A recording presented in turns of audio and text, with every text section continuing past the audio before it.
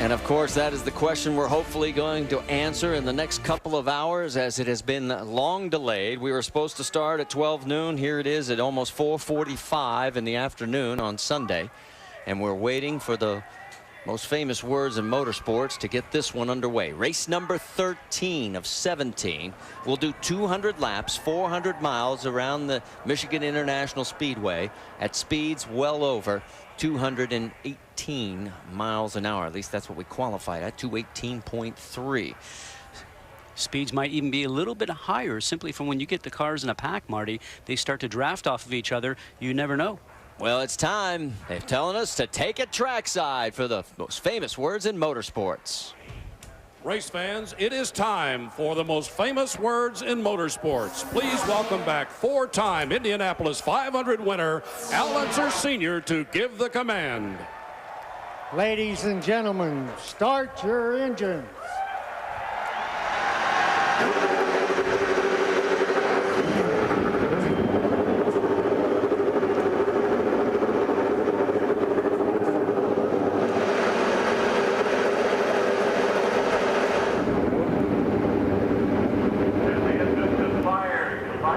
Engines have come to life here at Michigan International Speedway, and boy, for all the fans who have stuck it out here in the grandstands, the moment they have waited for. And for all of you that have followed us from start to finish, thank you so much. We're glad that you're with us here on ESPN Classic as we get ready for 200 laps.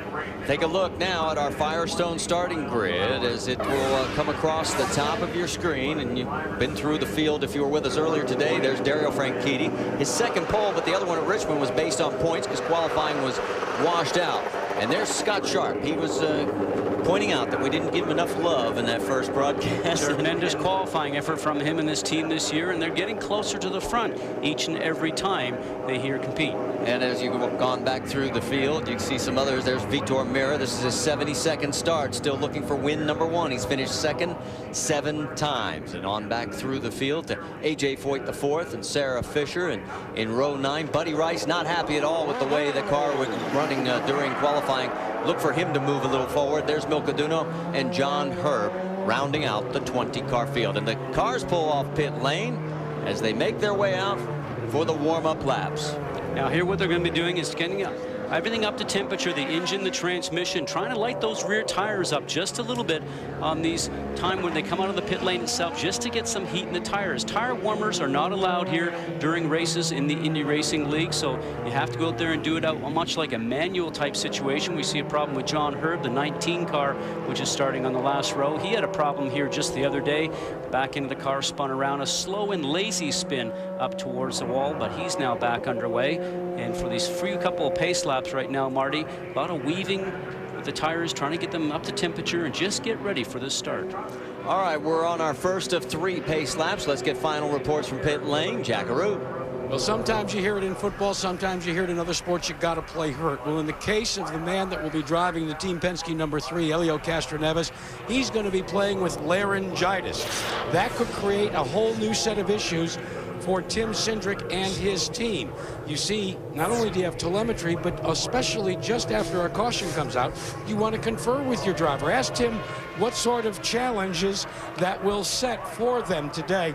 And he said, well, we are concerned about it. In fact, we kidded Helio that he sounded, Brianne Pedigo, much more like Jill DeFerrin.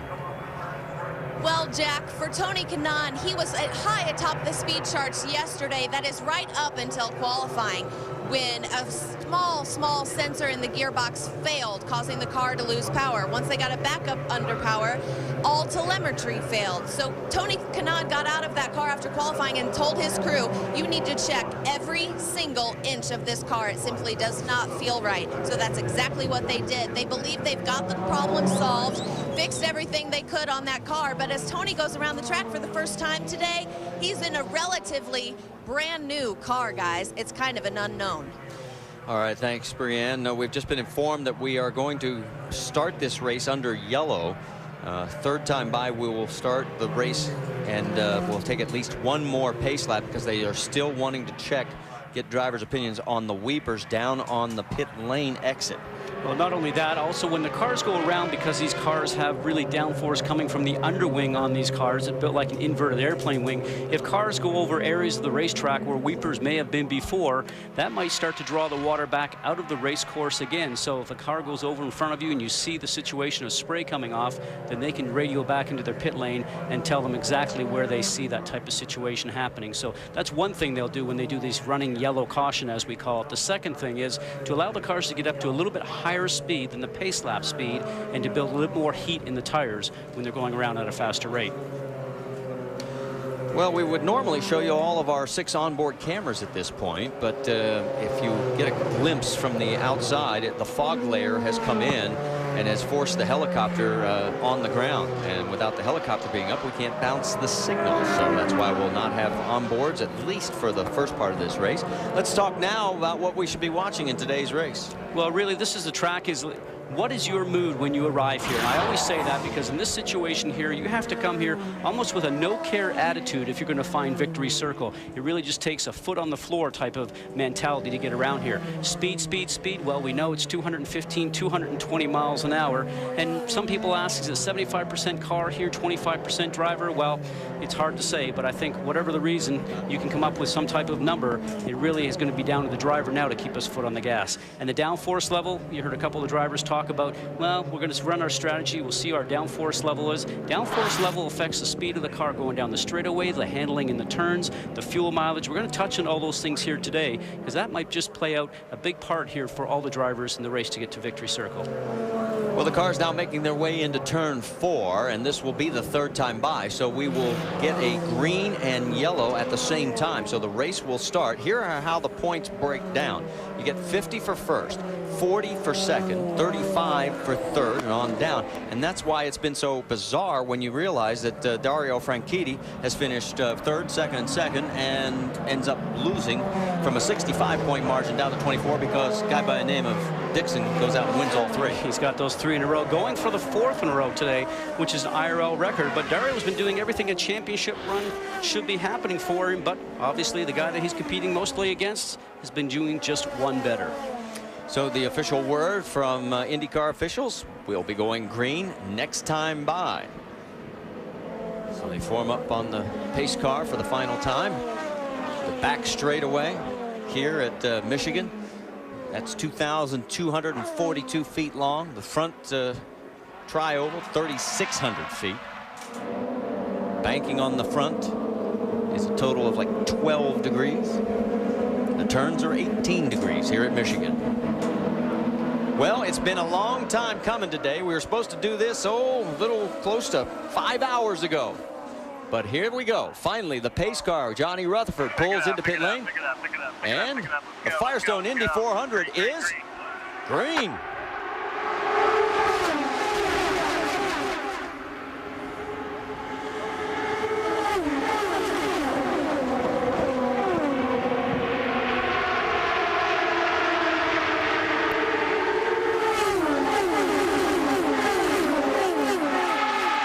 Wonderful is that wide 73-foot wide racetrack, Marty. Drivers already going 3 or 4 abreast through turns 1 and 2. Side by side for a moment there, you saw Dario Franchitti and Sam Hornish. They still trying to decide who's going to lead lap 1. It will be Franchitti, then Hornish, then it'll be Castroneves. Scott Sharp 4th. Scott Dixon is up to 5th. Thomas Schechter up to 6th.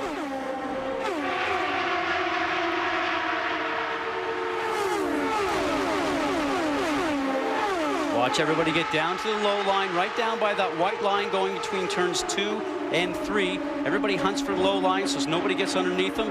Move the car up just a little bit going into turn 3.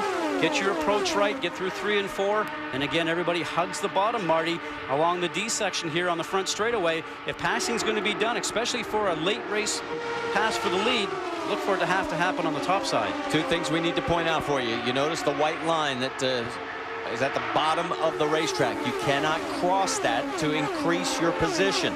You do dip it below the white line there on the backstretch when you want to tell everybody when you're going into pit lane. Also, the second thing, when they come by the front straightaway again, just past the finish line, the lower you are to that line, watch the bump that these guys hit.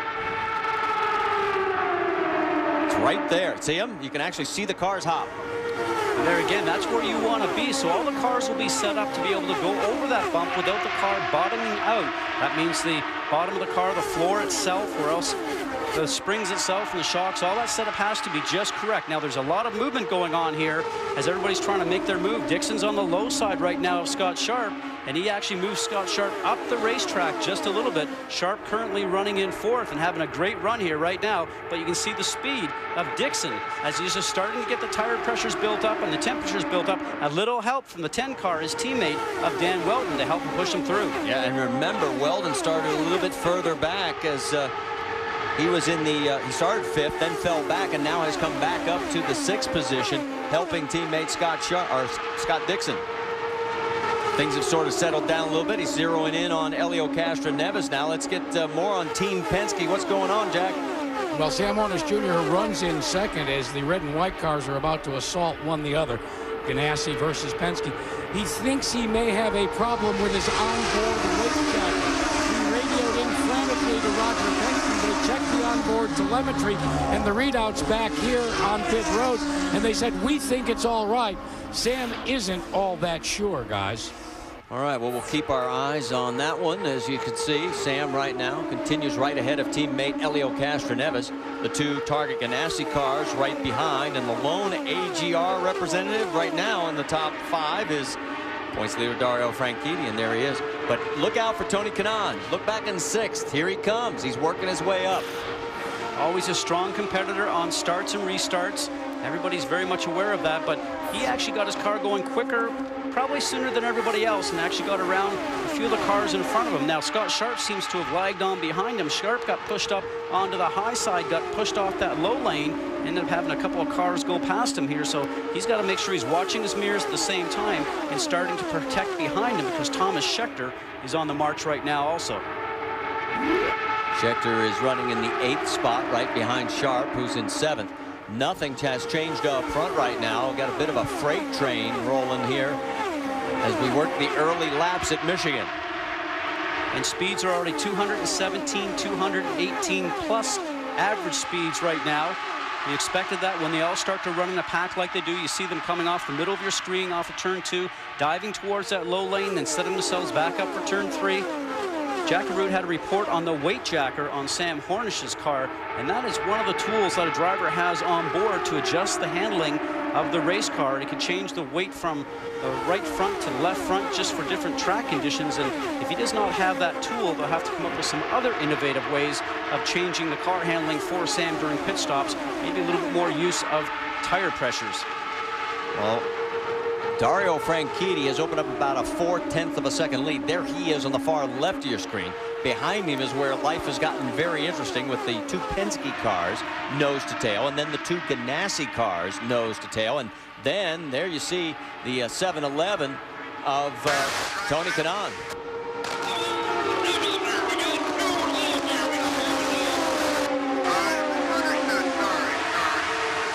Okay, that was Sam's radio, although I could not make it all out. Could you? Oh, I couldn't make it out, but Sam is usually calm, cool, and collective, and that was a lot of loud yelling going on there right there. So whatever's going on right now, he wants to make sure that they hear it back there. And you heard the reply back from Roger, okay, we'll look into it. So, you know, maybe there is more going on with that weight jacker than really we anticipated, but we'll have to listen for that and see if we can find out what's going on. What's interesting to me right now, Marty, is that Dario Franchitti, all by himself, the head of this train, pushing all the air, all by his lonesome, and running speeds 216.5 to 217, and the cars behind him have the benefit of running in a tow with each other, and they cannot catch him. So tells me he's got a good race car, and he's got some horsepower that's working well for him. Aerodynamically, everything is set up very, very well. But the one thing we do know, if you are out front, you do use more fuel. So he's burning more ethanol than the cars behind him. Will that become a factor as the race plays out?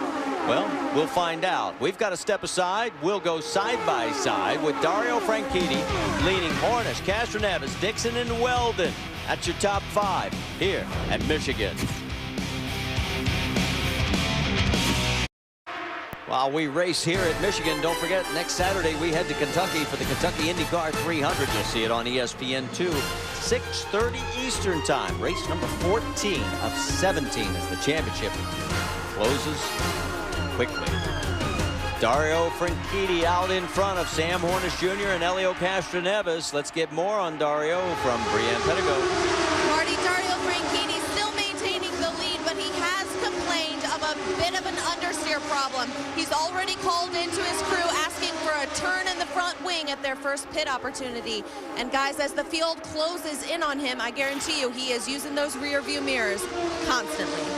Well, Brianne, that's some great information because it looked like his car did work better just even 5 laps ago. But with that push that he's having, that understeer, that means he's turning the front wheel, and the front wheels are scrubbing, slowing his speed down in the middle of the turns. And I think that's why you're starting to see the pack start to catch up to him, because he's probably used his onboard weight jacker and his roll bar adjustments to the max right now. He'll make some changes with the wing and tire pressures on that car next time around. He'll go back and reset the onboard tools, and they'll see if they can keep improving that car throughout the race. His largest lead was only 0.4 of a second. It's down to 1/10 of a second right now, and I think it's even closer than that. Here they come. Working back through the field, you can see that they got the Penske cars running second and third, and then there's Scott Dixon, who is running in fourth. Now, of course, he is trying to win for the 4th time in a row. No one's ever done that in IndyCar Series history. There are 2 others that have won 3 in a row, Kenny Breck and Dan Weldon. You heard him say, just stay with it. Weldon's with you. Of course, Breck and Weldon, the 4th race, they went on to finish 5th and 6th, respectively. We don't know yet how Scott will do. Interesting to watch all these cars go through the turns themselves.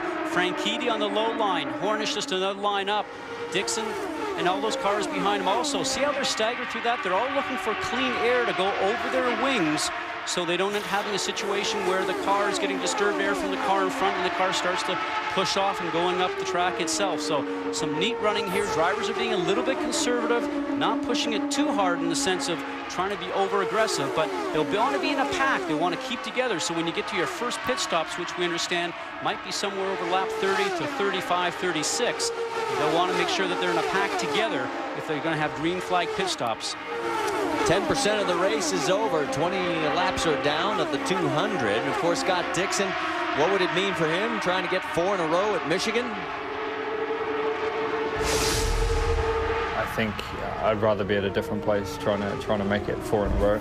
Just because I have had such bad luck here, and probably not a circuit that we've had the best cars at. So that makes it difficult to do the 4 in a row. But I think for us, we take it weekend by weekend. We're always looking ahead, and this is a focus on our championship. And the biggest key for us at the moment is to finish ahead of Dario. If we can't finish first, we'll try and finish second. If we can't finish second, we'll try and finish third, and so on. So it's narrowing down to the championship, and that's what we've got to keep in our mind. His reference to not having great success here, the last 2 years he's finished 19th and 16th respectively, and already here comes Dario Franchitti looking at lap traffic. John Herb down low, Dario on the left side. You see the flagman waving the blue flags, and here they come. Now for John Herb, who gets his first experience going around this super fast racetrack, he's had a couple of problems. He's 2 laps down. He's been in the pits a couple of times trying to fix a couple of things, and he's on the low side, right where he's probably most comfortable, but it's also the place where everybody else would like to be. Now Tony Kanaan's trying to box in the number 2 car of Thomas Scheckter on the low side to see if he could actually get around him through that traffic, but Scheckter had nothing of it and got a little bit of a draft off of him, turned around and made the move completed. Well, and there is Danica right behind Tony Kanaan. Scheckter did get around Tony to move into the 6th spot. Then Tony is now 7th. Danica was 10th about 4 laps ago. She's moved up to the number 8 position. So we've got a little bit of shuffling in the middle of the field. Nothing has changed up front. And Dario Franchitti has now raised his lead back to that 0.4 of a second. So we're going to step aside because we've got pit stops. The first round of stops will be coming up shortly. So we'll go side by side. Stay with us here at Michigan.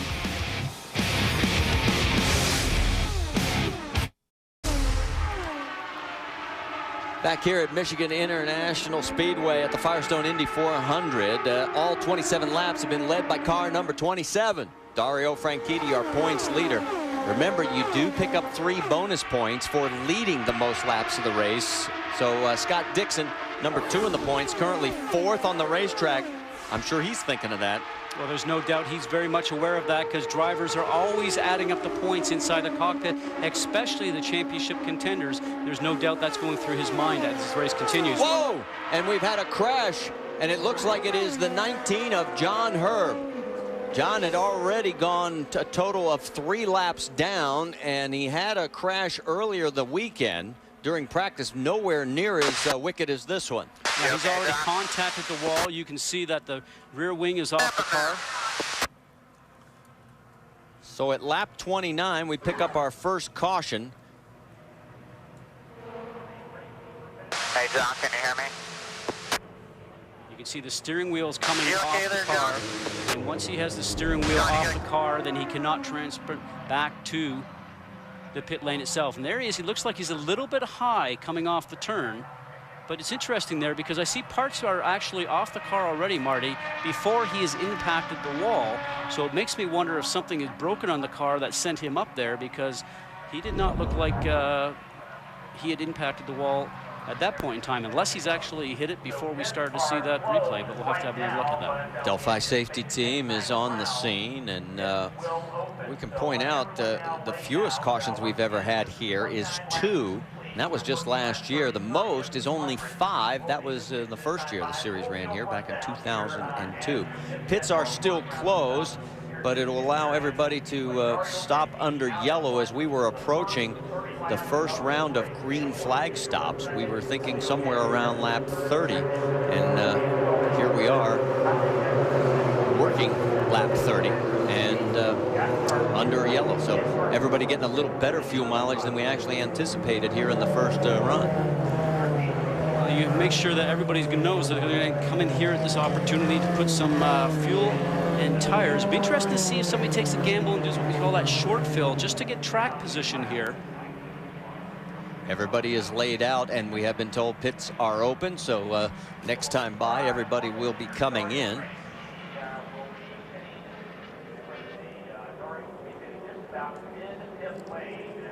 So they're the top 3. 4th place being Scott Dixon, 5th place Dan Weldon. There you see the number 2 car, Thomas Schechter. He's running 6th. Tony Kanaan in 7th. Danica Patrick in 8th. Scott Sharp in 9th, and Ed Carpenter rounds out the top 10. Give a little love to A.J. Foyt the 4th. He started 15th. He has moved up to the 11th position.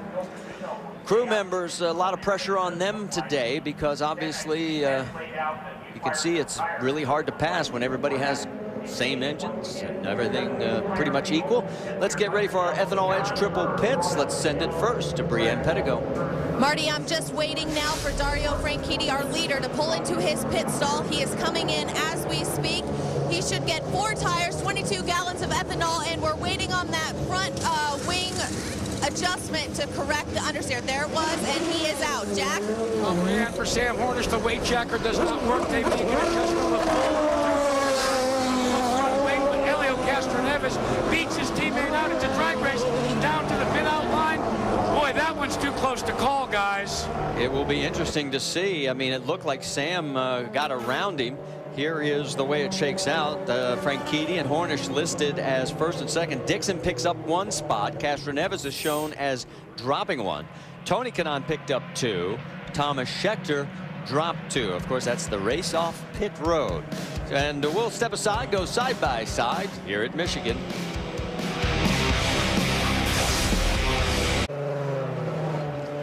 Back here at Michigan International Speedway for the Firestone Indy 400 under our first caution of the day, brought out by John Herb as he had contact coming out of turn 2, banged up the back half of the car, and seems that he is okay. There is your race leader, Dario Franchitti. He was first in and first off of pit road. In fact, let's go back and show you just how close it was to see who got 2nd. Here you go. Franchitti's across the line first. That's the pit out line that's directly by those cones. And right now, the number 6 car of Sam Hornish Jr. is carrying the momentum because he pitted down pit lane just a bit further.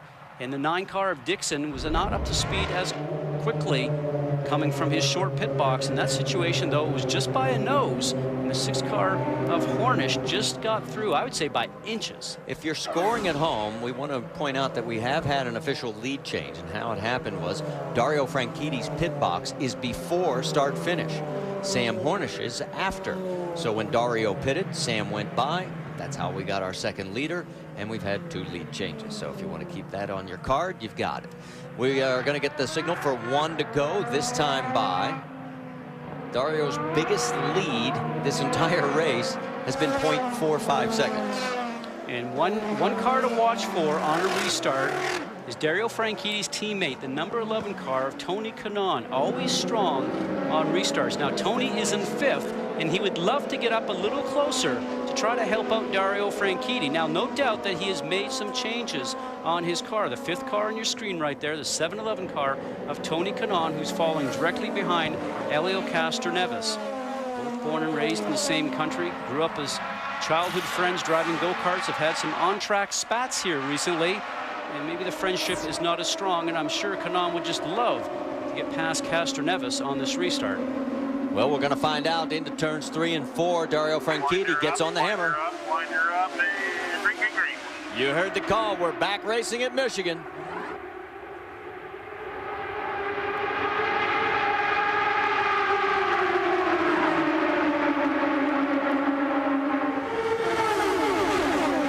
Going to try this 3 wide. That's Thomas Schechter on the high side. He's falling back in line.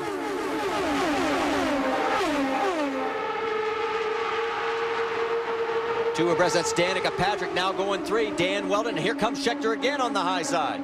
He loves to run high here. Remember, 73 feet wide at this racetrack. So in that situation there where he got moved up the track from the 10 car of Dan Weldon, he had somewhere to go instead of getting up into the gray and towards the wall. Everybody's trying to get a little drafting going on here.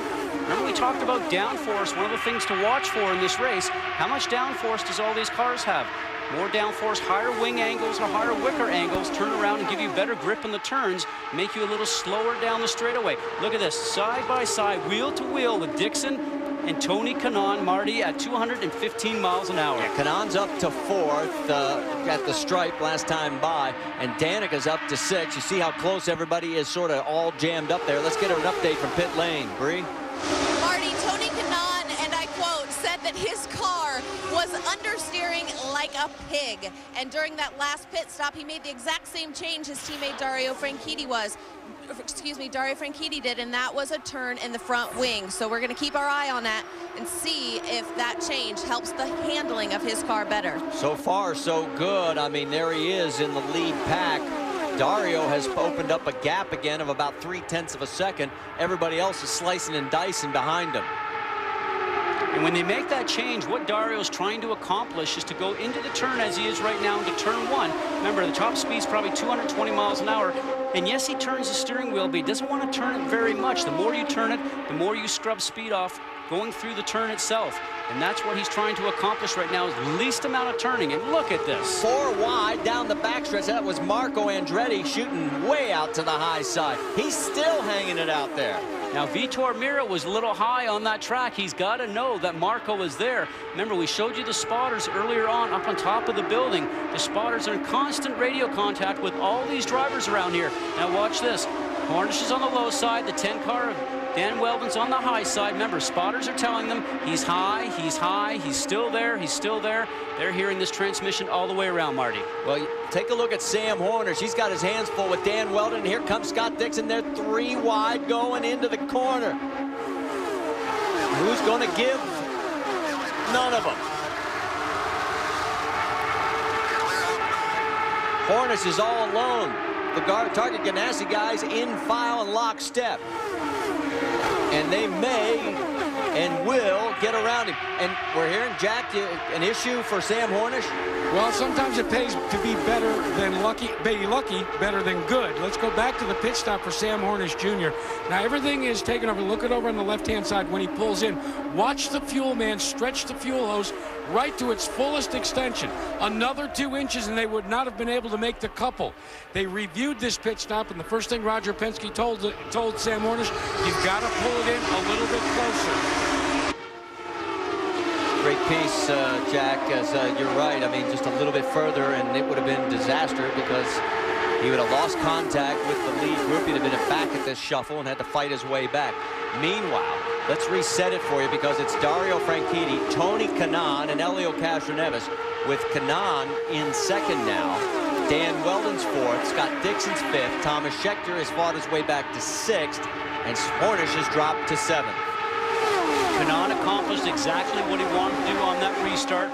Move through the cars that were in front, get up behind his teammate Dario Franchitti, who's leading right now in the Canadian Club car, the number 27 machine. Wants to get up there to be able to run a little defense and sort of help his teammate continue to lead laps here to gain those valuable 3 points that you mentioned about earlier, Marty. Well, it took him a better part of 40 laps of this 200-lap affair because we pointed it out yesterday after qualifying and at the beginning of the day today that Dario was going to be all alone in the early stages of this race. That is until now. He's got his wingman, and his name is Tony Kanaan. And the problem up for Elio Castroneves right now is that obviously he's lost his teammate, Sam Hornish Jr. Now, he's only a few cars back, but he's not up there to be able to help him. Well, the Target Chip Ganassi team is in lockstep. Jack? At the instructions of Chip Ganassi, both Dan Weldon has been told and Scott Dixon as well to team up and find each other as the dance partner. Add to that the checking the radar. They've advised both their drivers that there seems to be some green on their radar screen. I'm talking about the weather radar screen 1 county away.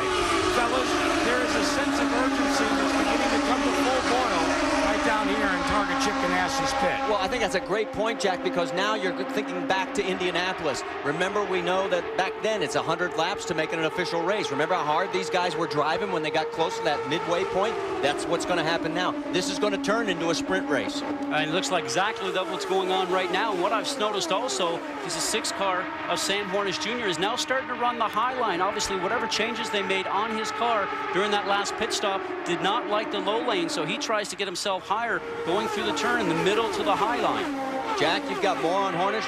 Well, we can confirm that the weight jacker is totally inoperable, so every change, Scott, they're going to make on that car will have to be a wing adjustment. They added 1 full turn of wing in, and you're right. All of a sudden, the car likes to go to the high life rather than the low line. So, as we get back to the action up front, it is still Dario Franchitti. And there is Milka Duno as she is slow on the racetrack, and he has brought out our second caution here on lap 45. So it looks like Milka is going to be coasting to a stop and not being able to make it back to pit lane.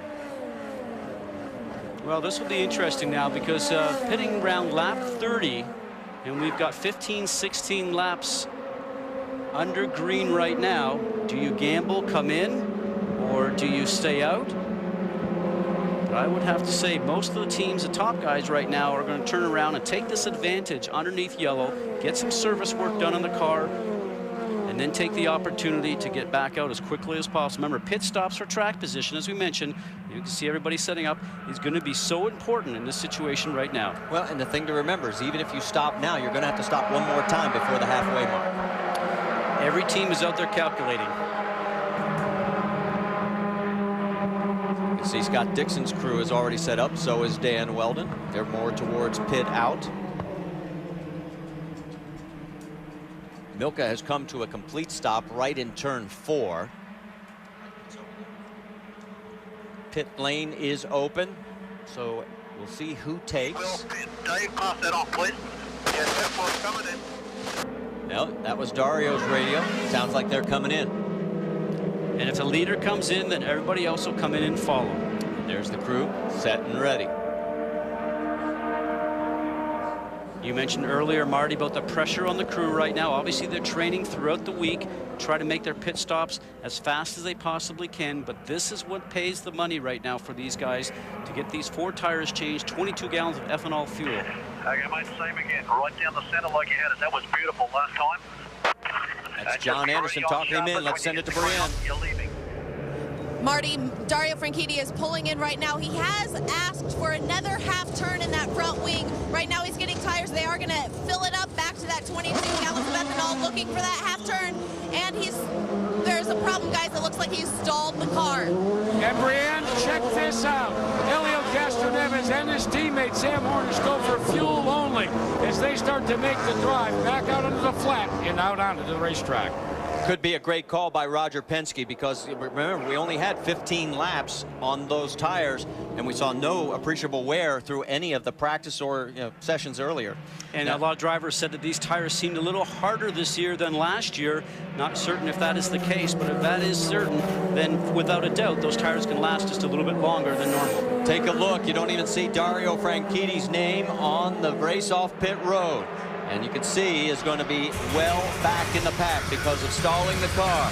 The first piece of bad misfortune for this team in quite a while. And as we get back to action here at Michigan, we are under our second caution, and at the very back of the field is Dario Franchitti, 18th position. Two other cars are out of this race. John Herb crashed. Milka Duno brought out the second one. Now here is what happened on the pit stop. 4 tires are going on perfectly. The fuel is in. He goes to leave and stalls the car. Remember, just before that pit stop sequence, we mentioned how much pressure is on the team members to do a good job. Well, pressure on the driver also to make sure he does everything perfectly. Not so much luck today, though, for Dario Franchitti. Well, guess what it means, folks. Right now, Scott Dixon has the race lead as we're getting ready to go back to green flag racing. And in 18th place is the points leader, the man he's chasing, Dario Franchitti.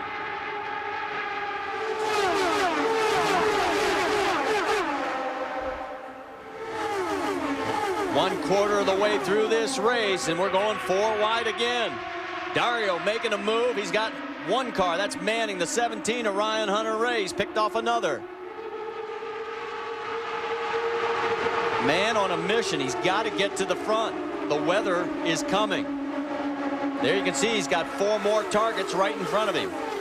He's got a fast car. He has to be aggressive, but you also have to be a little bit patient. Make sure you don't put your nose where it doesn't belong, because these guys are racing for position just ahead of you, Marty. It's a risk-reward situation right now because you know your car is strong, but be a little bit patient. All right, let's go back up front, show you what's happened so far. Scott Dixon has opened up a bit of a gap over Tony Kanaan and Dan Weldon. 4th is Elio Castroneves. Sam Hornish is in 4th. In fact, Weldon has gotten around Tony Kanaan. Exactly what he needed to do to try and help Scott Dixon. Kanaan, certainly what he was thinking about on that restart was to get around Dixon and lead this race. So if it is called because of rain, he actually cuts 10 points off of Dixon's opportunity to gain points. Remember, as you mentioned, 50 points for first, 40 for second. Remember, 101, this race is official. We're working lap 53 of 200. Whoa! Take a look at the action going down the backstretch. Danica and Thomas Schechter.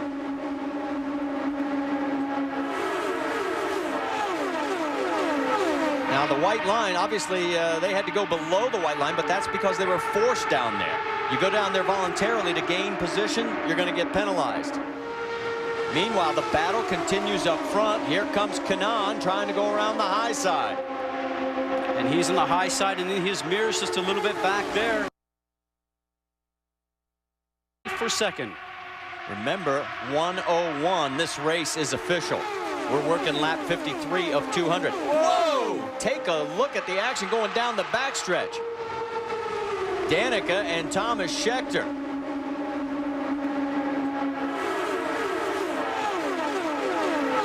Now the white line, obviously they had to go below the white line, but that's because they were forced down there. You go down there voluntarily to gain position, you're going to get penalized. Meanwhile, the battle continues up front. Here comes Kanaan trying to go around the high side. And he's on the high side, and in his mirrors just a little bit back there. Dario Franchitti, he's already on the tail end of that lead group. Boy, that tells you it's a strong car. Franchitti's up to 9th right now, and there is his teammate, Marco Andretti. That's his next position for 8th.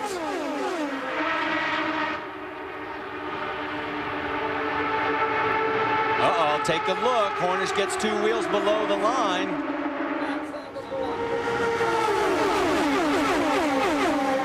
Now, not improving his position in doing that situation.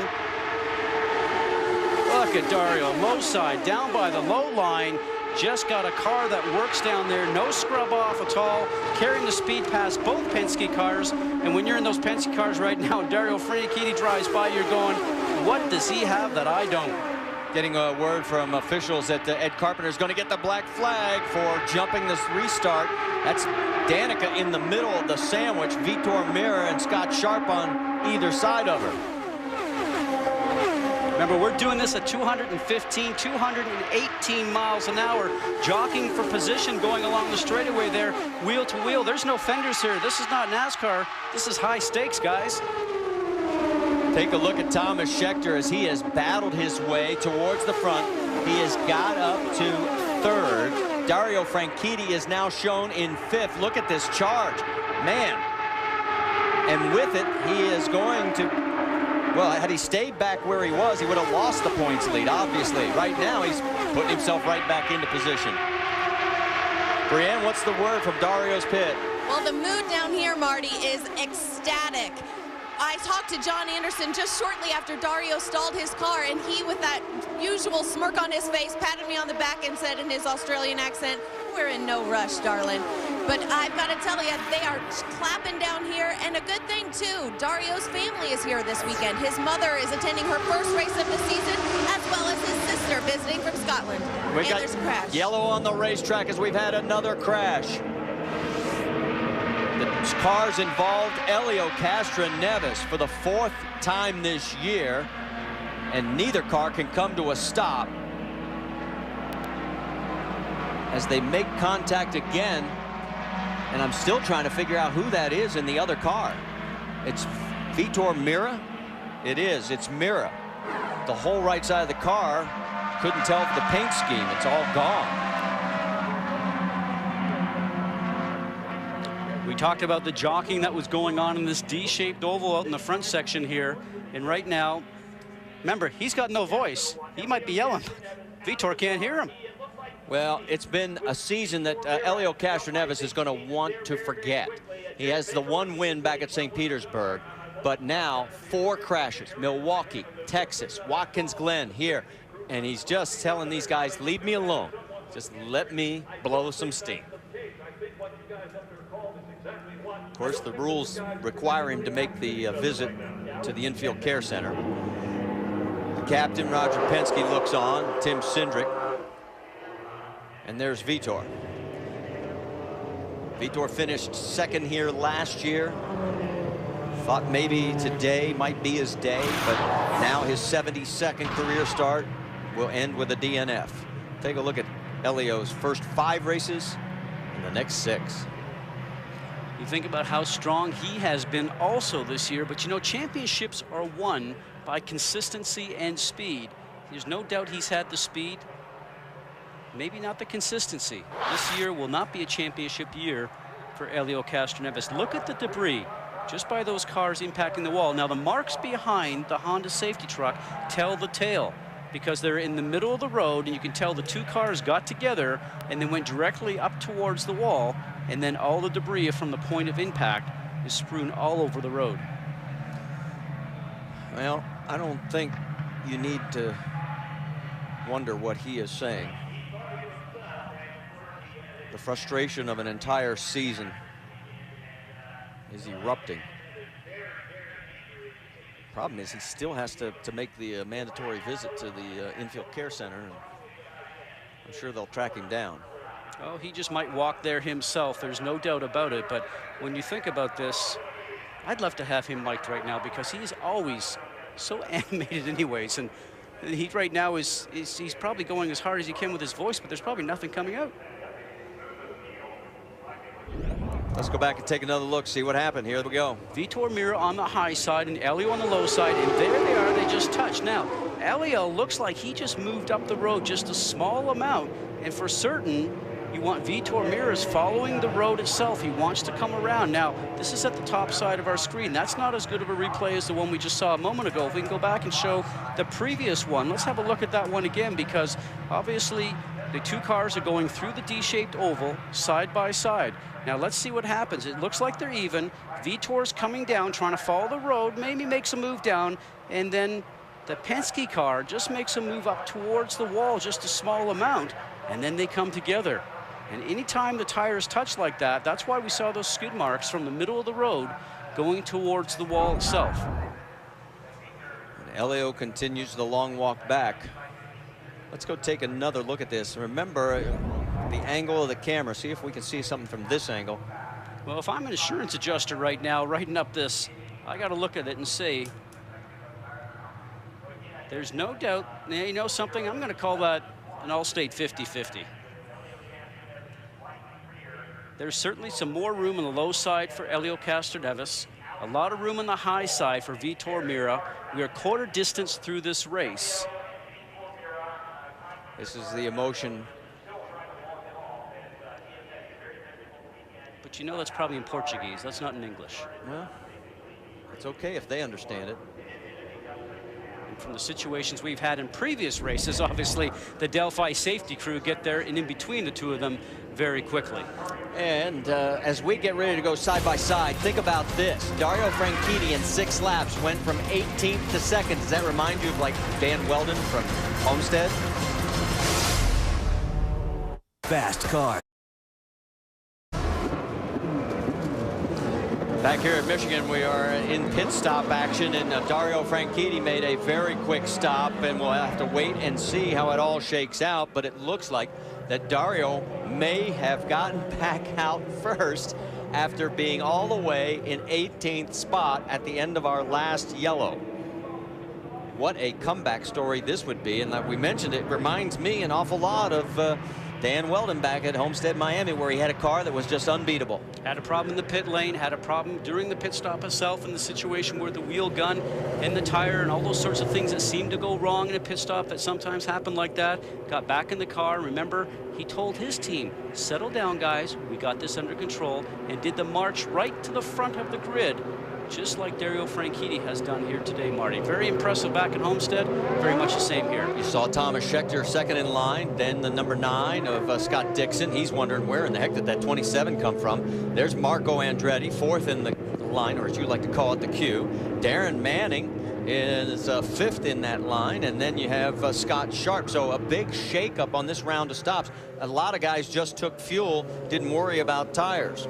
Right now you haven't got a lot of laps on these tires, and the tire condition here is probably perfect today. It's not too hot, and it's a lot cooler than we anticipated, and I don't think that these tires are wearing near as much as you had to worry about if it was the usual 90 degrees here at Michigan. Now, folks, there's nothing wrong with your television set on these long shots. That's how foggy it is starting to get here at the racetrack at Michigan. Sam Hornish is coming back into pit lane. 5, 4, 3. See what happens here. Jack, what's going on? Remember, they don't have a weight jacker, guys, so what they're trying to do is affect the same sort of changes. They've been trying to change cross weight. You can see them working on the rear side now, Scott. So what they're trying to do, as you can see the adjustments being made, is this is the old school way of manually jacking the weight around. Exactly. What they end up doing is making some suspension changes now to put some of that weight from that right rear and put it over towards the left front, which is what the weight jacker would have done for him if it had been working. This is the old method, as you mentioned, Jack, the manual method. Couldn't do this under a green flag pit stop, but you can certainly do it here underneath a yellow when you have the luxury of time. Well, they are still picking up debris on the front straightaway, and Dario Franchitti is back out in front of this race. Just an incredible comeback story. Can he hold on to it? I wouldn't bet against him. International Speedway, we are still all dazzled at the fact that in 6 laps, Dario Franchitti went from 18th to 2nd, and then at the pit stop, he comes back out in the lead thanks to his crew. And this is what they had to say about it on the radio. Mate, that was the drive of the year. That was magic.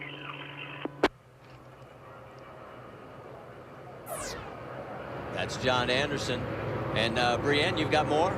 Marty, I spoke with John yesterday, and we were talking about what percentage of Dario's season has been luck and what percentage has been, you know, driver skill, crew skill.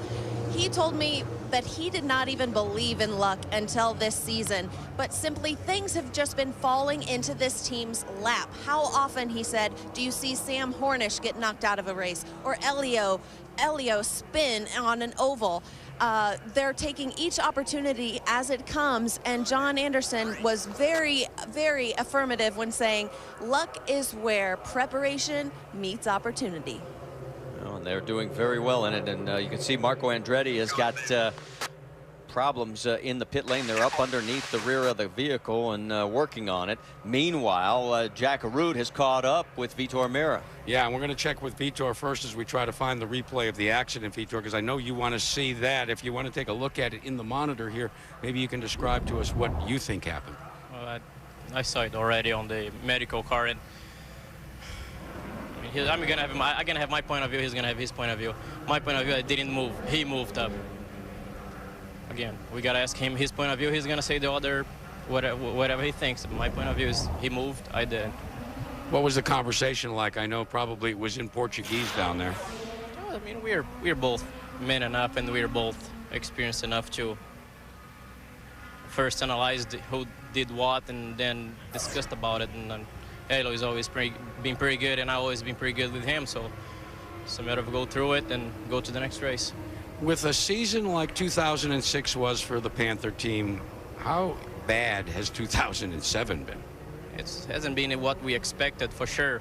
But I think the Delphi crew is again, it's doing a great job, not only trying to repair for the mistakes we had this year, but also keeping the emotions and everything up. So again, it's a shame. The car was good, was competitive, and we were picking it up. So again, we just got to go back and see what happened and go from there. Hey guys, rest assured we'll stay here and get Elio's side as well. All right, thanks, Jack. And I think he's right. Elio's going to say it was Vitor's fault. He thinks it's Elio's fault. Meanwhile, Sam Hornish is still trying to figure out how to make his race car run. You saw him working on the suspension to try and eliminate the problem created by the loss of the weight jacker. Let's listen in earlier in the race. We recorded this audio on Sam talking, and you get an idea of his frustration. Just tell me what you're thinking about doing so that I have an idea of, whether or not we're even on the same page. We're talking about it right now, Sam. We can't do anything other than lower the car in order. Pits are open, we'll come in. You can put crossweight into the car. Hello, is anybody listening to me? Yeah, 10-4, just hold on, Okay, come on in for fuel only, guys, fuel only. Okay, that was earlier. Now he is coming in down pit lane again. And maybe you ought to help explain what he was referring to and what Roger was talking about. Well, actually, Sam was right. You can change the cross weight in the car mechanically, as we saw them doing by doing those suspension changes. So heads up thinking by the driver that's sitting in the car going around here at 215, 220 miles an hour, because he's sort of shouting out instructions to the crew. And you can see how fiery he is, how well he wants to do here. When I spoke to him the other day, he said, I just need to get a chance to be up here to win this race, take home the checkered flag. I may not be able to catch those two guys in front of me in the points championship, but at least I want to have a chance and be close. Remember, hometown race for him, over 500 family members here, both on his side of the family and his wife's side, Crystal, from Napoleon and Defiance, Ohio, which is just 45 minutes away. Well, and you've seen the other side of, I don't want to say Jekyll and Hyde, but the twin personalities. He even admitted it in that feature we did with he and Elio. He becomes a different person when he puts that helmet on and he's in that cockpit. He is definitive, he's authoritative, and he wants it his way. You get him out of that car, and he's the quietest guy you can ever come across. And you wonder, how can that be the same guy that drives like Sam Hornish drives? All right, there's Roger Penske as he has called the shots. You notice they brought him back in to top off. We're at lap 68. While we've got a moment, let's talk about next Sunday, because August 12th at 3 Eastern on ABC, you'll have the Champ Car Generac Grand Prix at Elkhart Lake. And as you probably know, Sebastian Bourdais is the points leader right now. You can see that one on ABC next Sunday.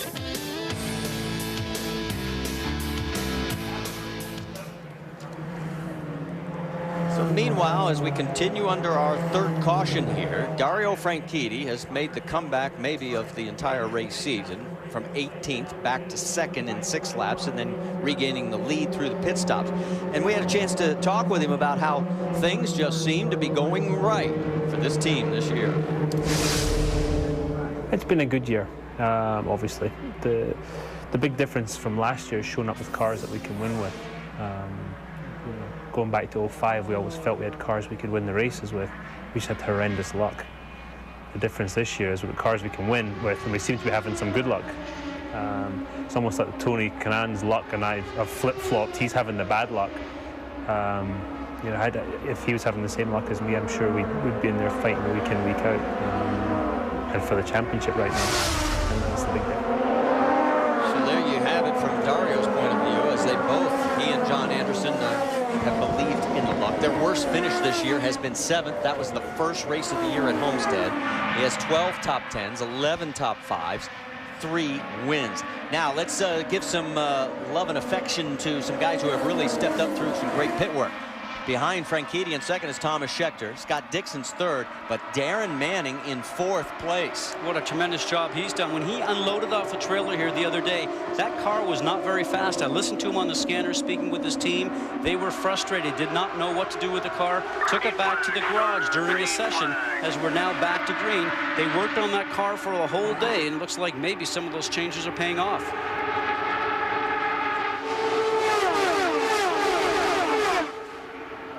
Green flag flies, and you can see already some slicing and dicing back towards the middle of the field. 3 wide. That looked like Kanaan down on the low side. It is. That's Scott Sharp. He went underneath. Sharp is going to then follow him as he goes underneath Dan Weldon. Take a look at our Honda lap leaders. Dario Franchitti. Remember, there's 3 bonus points at stake here. So Dixon's got to get the race lead and then lead more laps than Dario. Lead the most laps of the race to pick up those 3 bonus points. Well, you saw the 14 car, the A.J. Foyt machine of Darren Manning, go over that bump on the center of the D section there by the start-finish line, and the back end take a big lurch underneath them. Very unsettling for a driver. Word from IndyCar officials, they have told Tony Kanaan, pick a line, stick to it.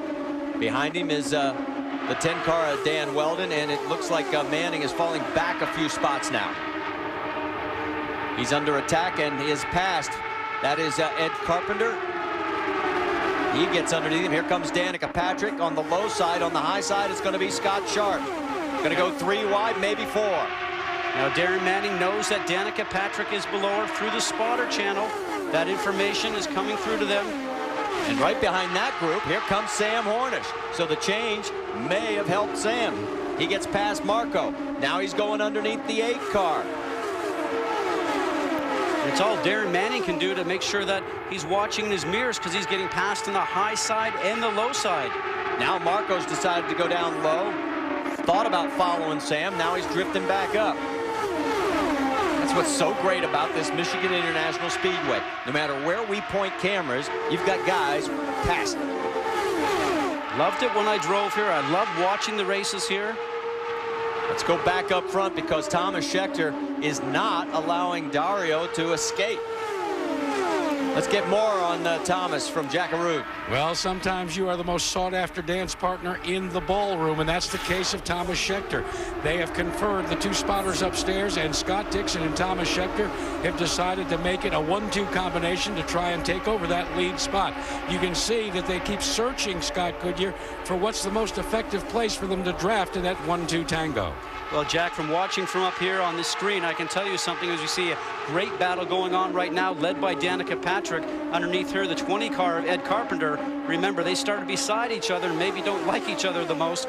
But I have to say that right now, Dario Franchitti has a car that's working so well for him that I'm not sure that anybody's going to be able to get past him. Look at Marco Andretti also moving in that pack. That's from 6th on back. Danica's in 6th, Carpenter 7th, Marco in 8th. Let's get more on what was going on in the Andretti green pits from Brianne Pettigo. Marty, there are very tight lips in Marco Andretti's pit right now. They came in there under that yellow, and Marco, they took something off the rear of the car. Nobody is saying exactly what that was, but they said they did make a change. They're looking for more speed, and they did remove something from the car. Any idea, Scott Goodyear, what that may have been? Well, if they're laying underneath the car like they were, I didn't get a great view at it, but I got to believe they took off what they call the tunnel wickers on the end of the tunnel on the bottom of the car, and that usually gives you more downforce but creates drag. So if they took those off, maybe that's the reason why he's got just a little bit more speed than he did before. Maybe take some drag out of it for him and give him a little bit more straight line speed. So maybe they'll open up to that for us. While all this has been going on, this has turned into a 2-pack race. Here's the front 5. It's Franchitti, Schechter, Dixon, Kanaan, and Weldon. The second pack is a little bit further back, and that's led by Danica Patrick. They're about 2 seconds behind this group. Franchitti running over 215 miles an hour that last lap. And everybody behind him, 2:14.7, 2:14.8. It just seems like he's being able to be out there in front, making his own line. Like you mentioned, maybe using a little bit more fuel, but with the amount of stops that we're having right now, maybe that's not going to be an issue. Okay, as you see all this going on, you've got Dario Franchitti and Thomas Scheckter. You know, you're wondering why would those two teams hook up? Well, don't forget, Scheckter and Dixon were teammates back in '03 when Dixon won the championship. So they remember those moments, and they're trying to help each other right now. Weldon, though, is coming up to assist as well, as you got Tony Kanaan in the mix right there. Let's get an update on Elio Castroneves. Jack Root, what have you found out? Well, I had a chance to talk to Elio before he went into the hospital, and you know he has the laryngitis. He really wasn't quite sure, as Vitor Mira alluded to, as to who was in the wrong. But now we've been told by the medical personnel here they're going to keep him for quite some time in the infield care center because he is complaining of some unusual pain in his knee. They're debating whether to even send him down to Foot Hospital for x-rays. All right, thanks for the update, Jack. We'll wait to get more from you if it develops. I think good thoughts. Meanwhile, out track side, we've got a great battle with the top 5. Franchitti is still in front, but look at this mix-up going on with Scheckter, Kanaan, Dixon, Weldon right behind. Man, are they changing lanes. Wow, that's a lot of movement by the 2-car Thomas Scheckter in the Vision Machine from one lane to the other, and a lot of hunting around by Tony Kanaan looking for a Wade past. Jack, you've got more on Scheckter? Well, we've talked all year about how Vision Racing is looking for a breakout season. Larry Curry brought 3 separate and distinct setups to the Michigan International Speedway for Scheckter, Carpenter, and A.J. Foyt IV. They took the first practice session to try and figure out which one had the advantage, and the second practice session, they put the same setup in all 3 cars.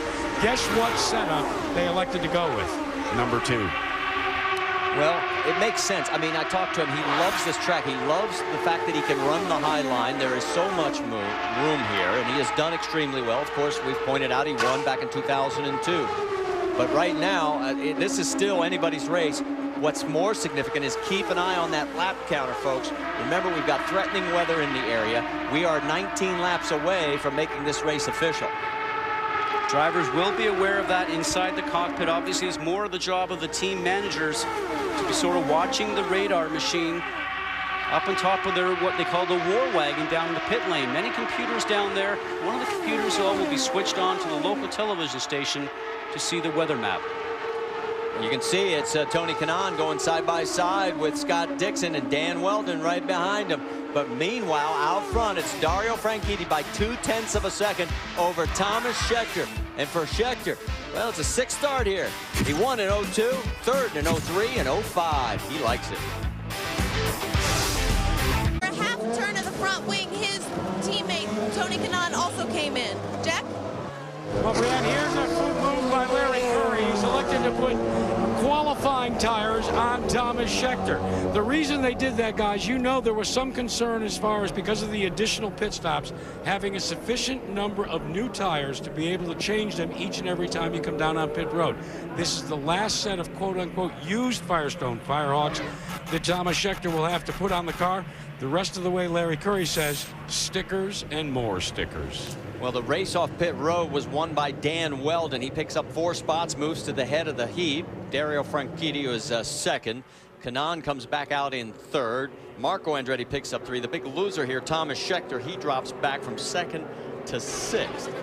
Out of those in the top 10 on the race off pit road. Now, the reason we are under yellow, our 4th of the day, is because of this crash by Sarah Fisher. And you can see by the middle of turns 1 and turn 2, she was down by the lower end of the apex, right down in the middle of the 2 turns, and the car swapped ends on her and then went up towards the wall. We didn't see the section just before she got to the point that the car released underneath her, but we saw the impact. So we'll have to see if we can find out what exactly happened to her. Now, the telemetry information will tell the team that if there was something breaking on the car, a suspension piece or something of that nature, they will be able to tell that by the multitude of math channels that are on the telemetry system. And for Sarah, she had completed 97.9% of the laps. That's her first crash this year. She was 3rd in that category. Dario Franchitti is the best. He's completed every lap but one. Thomas Scheckter gets credit for leading a lap, courtesy of the same pit lane procedure, because Dario comes in, stops before the start-finish line.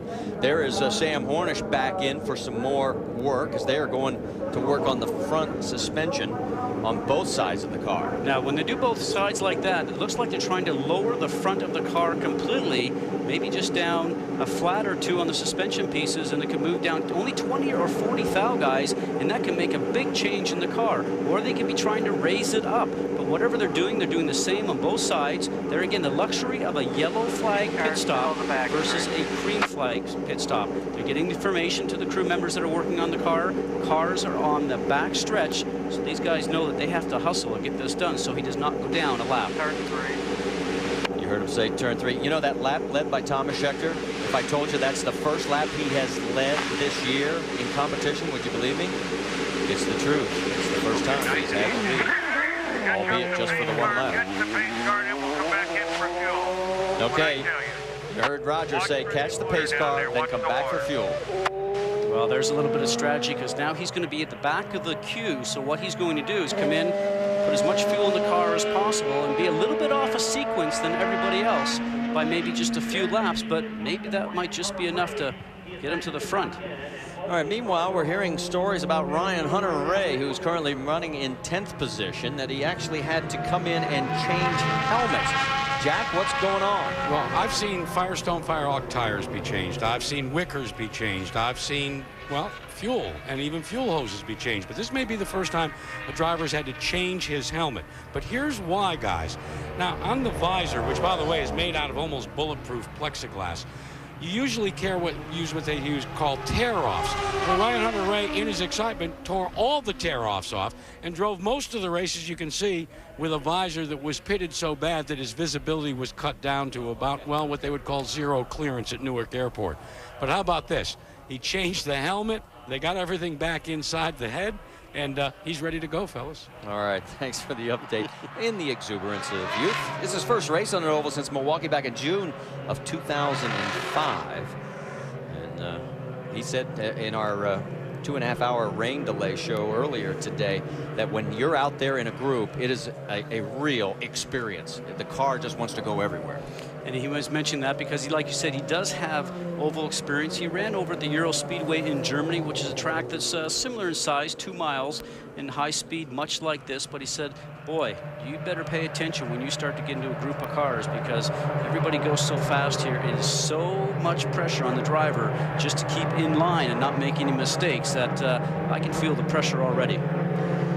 All right, so we've got Dan Weldon out in front. There is Sam Hornish. Now, Sam, he is all the way at the back of this field. Copy that. I had my bars pulled the opposite direction because it was so loose that time. We made such a beneficial change. The bars in all directions, so hopefully this will put it a little bit back more to the middle of the spectrum. Yeah, we saw that. We knew that. Okay, so he's talking about the bars full loose. So that's the only cockpit adjustments that he has inside there right now, the tools that he has available to him. The weight jacker, we know, has been broken. The roll bar adjustments would stiffen up the suspension. There's one on the front, one on the rear. He has that option also. He said that he had them on soft because the changes they made previously. One half turn left front wing, okay, Paul? And there's some information from Roger Penske. The changes they made previous to that changed the car a fair amount. The changes they just made in the most recent pit stop, he said, I hope bring the car back into a better balance, and then we'll take the opportunity to maybe make a half wing change when they come in for fuel right here. Now, all these calculations are being done by the engineers on the war wagons down here on pit lane, and the changes, the result of those changes can be seen by the engineers on their laptop computers in pit lane via the telemetry system that these cars have. All right, there is Dan Weldon up front, leading Dario Franchitti. He picked up 4 spots in this last pit exchange, and Jack Arute, you found out the reason why? Yeah, Marty, and I'll tell you, it's like splitting hairs. You take out 22 gallons of ethanol. Well, here's what the Brain Trust, led by Chip Ganassi, decided. Instead of taking 22 gallons, they decided to take 21 gallons. That fraction of a second was the difference. And I asked Chip Ganassi why he short pitted like that. he says, we've got to do something to keep up with Franchitti. Well, and here's the thing to think about, and it's a great point, Jack. I mean, we're on lap 89 of 200. This race is official at 101, and you can tell just by looking around, folks, the skies are not all that friendly. Well, I can also tell you that everybody has their computers dialed up to onboard radar, and they are looking at a bunch of green that is heading this way, fellas. All right, well, hopefully it stays away and we get this all in for all 200 laps. I don't think we can afford, we don't have lights here, so we can't go deep into the night. 90 laps complete. But we do have a night race next week as we'll be heading for Kentucky. That's right, it'll be Saturday night. Kentucky IndyCar 300. You'll be able to see all the action 6:30 Eastern on ESPN2. A great racetrack, 1.5 miles in length, a half mile shorter than what we have here at Michigan. 14-degree banking. We have 18 here. Still a very fast racetrack. Track that drivers all love. Very competitive, and I'm looking forward to a great race there. All right, let's take a look at your top 5 right there. It's Dan Weldon, Dario Franchitti, Tony Kanaan, Marco Andretti, and Scott Dixon. Then it's Thomas Scheckter in 6th, Scott Sharp in 7th, Danica Patrick 8th, Darren Manning 9th, and Ryan Hunter-Reay in 10th. And we're going back to green flag racing.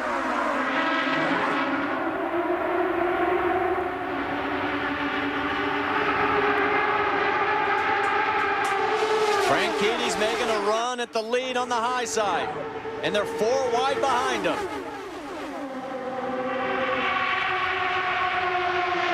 Coming through to Franchitti. And he's got Tony Kanaan, his wingman. Whoa, that gets awfully close. Down the backstretch. Weldon's got the low line. Can he make it pay off? Coming out of 4, it'll be a race to the stripe. Derringer, and look at Danica Patrick back to the right there. It is Franchitti retaking the lead officially at the line, but this isn't over yet. We're going to go 3 wide into 1. This is what I loved about this racetrack. Right from the very green flag in the start or restart, so much racing room around here, and no matter how your car works, you can usually keep your foot on the pedal. Remember we said what to watch for? What's your mood? Well, I think Dario Franchitti came here with a complete intent of winning this race. We saw that great drive from the back up to the front again, and right now he's being aggressive, and certainly Weldon doesn't want to let him go because he knows that's points towards championship for his teammate. We have got 8 cars in this pack that are just cutting left and right, trying to find the spot to be able to take the position. And this battle up front has gone on since the drop of the green on the restart. One guy that looks like he's fast, looking for a lane to go right now, is Thomas Scheckter in the 2 car. Take a look at Weldon. He's got that low line. He's hugging the bottom, Jackaroo. Not only is he hugging the bottom, he's saying to himself, come on, come on, come on, to his teammate. Because if you look in that gaggle of cars directly in the line on the low side, here comes the number 9, the fellow Target Chip Ganassi car for Scott Dixon. We know how important the draft is. All Dixon's got to do is get past Scheckter, and it could be an interesting dance routine. Well, he got right behind him, and then he sliced to the right side to go high on Scheckter. So now we're going to go 3 wide with Scheckter being the meat in the sandwich. Weldon pulls back out in front of him, so now it's back to 2 abreast. Meanwhile, Danica Patrick stays right behind the 9 car of Scott Dixon.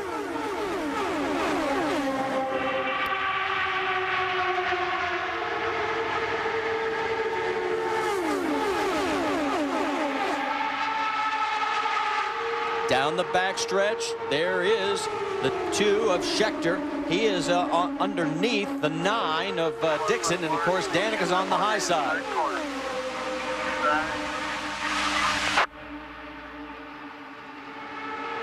All this action continues behind our race leader Dario Franchitti as he picks up a 0.2 of a second lead over Tony Kanaan. Then it's Dan Weldon. Scott Dixon's up to 4th. Scheckter is 5th. Marco Andretti shown now in 6th. Danica Patrick in 7th. And look who's in 8th. Sam Hornish. He's making the move. He looks like he's able to run the low side or the high side. Now, when you get up to a group of cars, you hope you have a car that can actually go around the high side, because there's no doubt they'll be hugging the low line going down the straightaway. Look, it looks like he does. He seems to have the ability to carry the speed out of the turn. Now Danica certainly knows that Hornish is on the high side. She moves up just a little bit through the D section going into 1 to get her line going into 1 itself through 2. Will she have to use the road on the exit and push Hornish up? Let's wait and see. Jag, you've got more on Sam? Well, a little historical perspective. The last time that Roger Penske had to command major changes on a car was all the way back when Jill DeFerrin was wheeling one of the Team Penske mounts, and DeFerrin was involved in an accident, a slight one at Texas Motor Speedway. Penske was the only man on pit road that knew he could pull his car down to a closed pits as long as he didn't touch it. They made a list of changes that they would have to make once the pits were open. They did so, and Scott, you remember who drove to victory lane that day. Could this be an omen? Well, certainly can, you know, because the captain himself is always thinking outside the box of what can be done. That's why he leads an $11 billion corporation. And this is his fun on the weekends, and certainly he knows how to get the job done. Jack, you can tell Roger, his driver, Kurt Busch, won the Cup race over in Pocono. We just found that news out. Of course, knowing Roger, he probably already has that information in hand. Meanwhile, this race action up front continues, and yes, the Target Chip Ganassi team is finally hooked up. They are running in 3rd and 4th. So there is Dario with Tony Kanaan, his wingman. Let's take a look at the points right now. If the race ended, there would be a jump back in the favor of Dario Franchitti. Remember, it was 24 coming in. It would be 45 at this point. Remember, Franchitti is well on his way to having the bonus points for leading the most laps. And folks, one more lap, this race is official. We're halfway.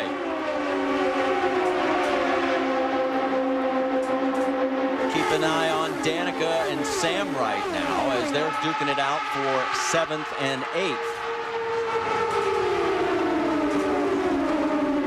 Of course, the last few races, Danica has been doing quite well. 2 thirds, a 5th on the road course at Mid-Ohio. She talked about the success that she's had running towards the front. The important part, and this is something that I've always really believed, is that you need to be in a position to be able to take that win and fall into the spot. And so, you have to run up front every weekend, and I think that running up front every weekend is something that we've been doing in the last good few races now, and so the win will come quick. And we can tell you now, this race is official. We have completed lap 101, getting ready to complete lap 102 here at Michigan.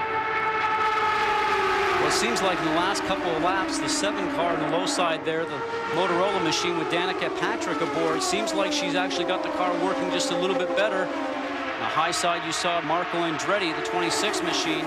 Looks like he's just starting to fall off the pace here the last couple of laps, and Danica now takes that position from him. Meanwhile, all this going on, we've got people obviously that have specific jobs in each of these camps. We have chefs, we have physical trainers, and Brianne, you're telling me now what, AGR has their own meteorologist? Well, you could call him that, Marty. I just got an update from Brian Page, who the AGR team dubs their official weatherman. He, of course, is not the weatherman. He's the assistant race engineer for Tony Kanaan, and he's also the son of our friend Paul Page. But he pulled up the radar map that he's been keeping an eye on, and he says we are all clear. There is no rain coming in the near future. Guys, I trust his word, because on Friday here at the racetrack, a local news station sent their own meteorologist to interview him. Well, he's on the hook now because we're going the rest of the distance on his word. Meanwhile, back out on track, his guy Tony Kanaan is in 2nd place right now, trying to hold back the charging Dan Weldon and Scott Dixon. This is exactly what we were talking about in the pre-race. Tony said, if I can help my teammate, I will. And what's going on right now with Target Chip Ganassi teams, Dan Weldon and Scott Dixon, that are running 3rd and 4th, they're trying to think about ways to make their car faster in the next stop. As a driver, that's what you're doing right now. You're giving the information back to the team and saying, this is what's happening on the entrance to the turn, the middle of the turn, and the exit. They need to make those cars faster, guys, because right now, Andretti Green Racing have got both of them covered. And I know some of you are at home saying, well, wait a minute, how can Tony do anything else to help? Well, what he's done by putting himself in 2nd place, he takes those 2nd place points away from Scott Dixon. And Dixon right now is back in 5th. So you give your teammate that much more protection in the points. by helping him score more than the other guy. Look at Danica Patrick at the back of that line. She is fighting it out with Dixon right now, and that is for 5th on the racetrack. So just about when we talked about her running up front, she's starting to make a move towards the front. Meanwhile, it is still Dario Franchitti up front, Tony Kanaan, Dan Weldon, Thomas Schechter, Scott Dixon, and Danica Patrick. That's your top 6 as we're going to go side by side here at Michigan at the Firestone Indy 400. Does Dario lengthen the points lead? Or does Tony Kanaan sneak around for a win? Back here at Michigan International Speedway, you haven't missed a thing thanks to side by side, and the action's been good as you were able to see some of the slicing and dicing. Let's get to our GoDaddy.com trivia question. 12 drivers have earned their first open wheel victory at Michigan. Who is the only one to win from the pole?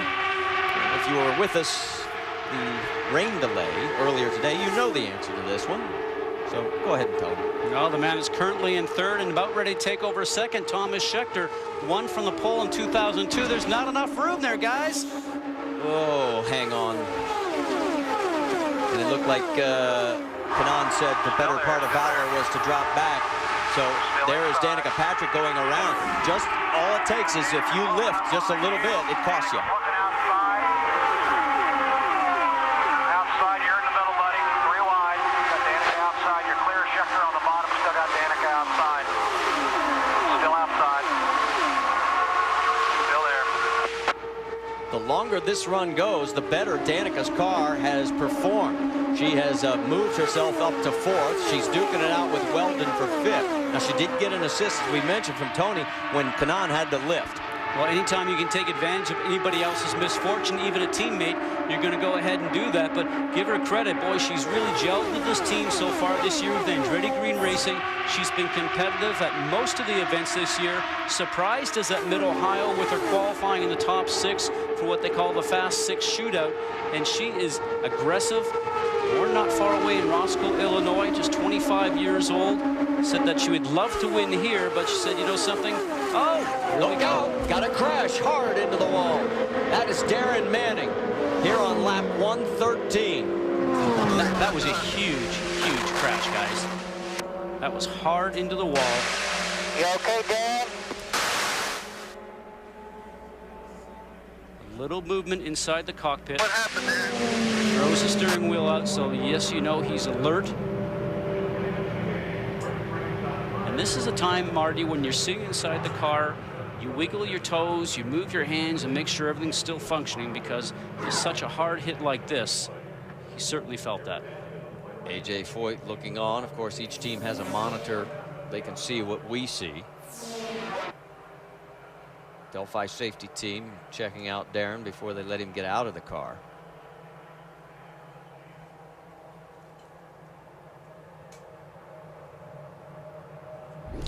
And let's go back and take another look. Now you can see he's just behind a group of cars. Did something happen to the car? Was the car a little bit loose? That's where the back end seems to always want to come around on you. And maybe the dirty air, disturbed air from all the cars that were in front just made the car loose enough that the back end spun around and took him towards the wall. And once that car starts to spin like that, you are then just a passenger. And watch his hand when this car hits the wall. The tire comes up. It's coming inside the cockpit. Now watch the tire come down and watch his hand. He's got his hand in the cockpit. He's trying to push the tire out from the cockpit.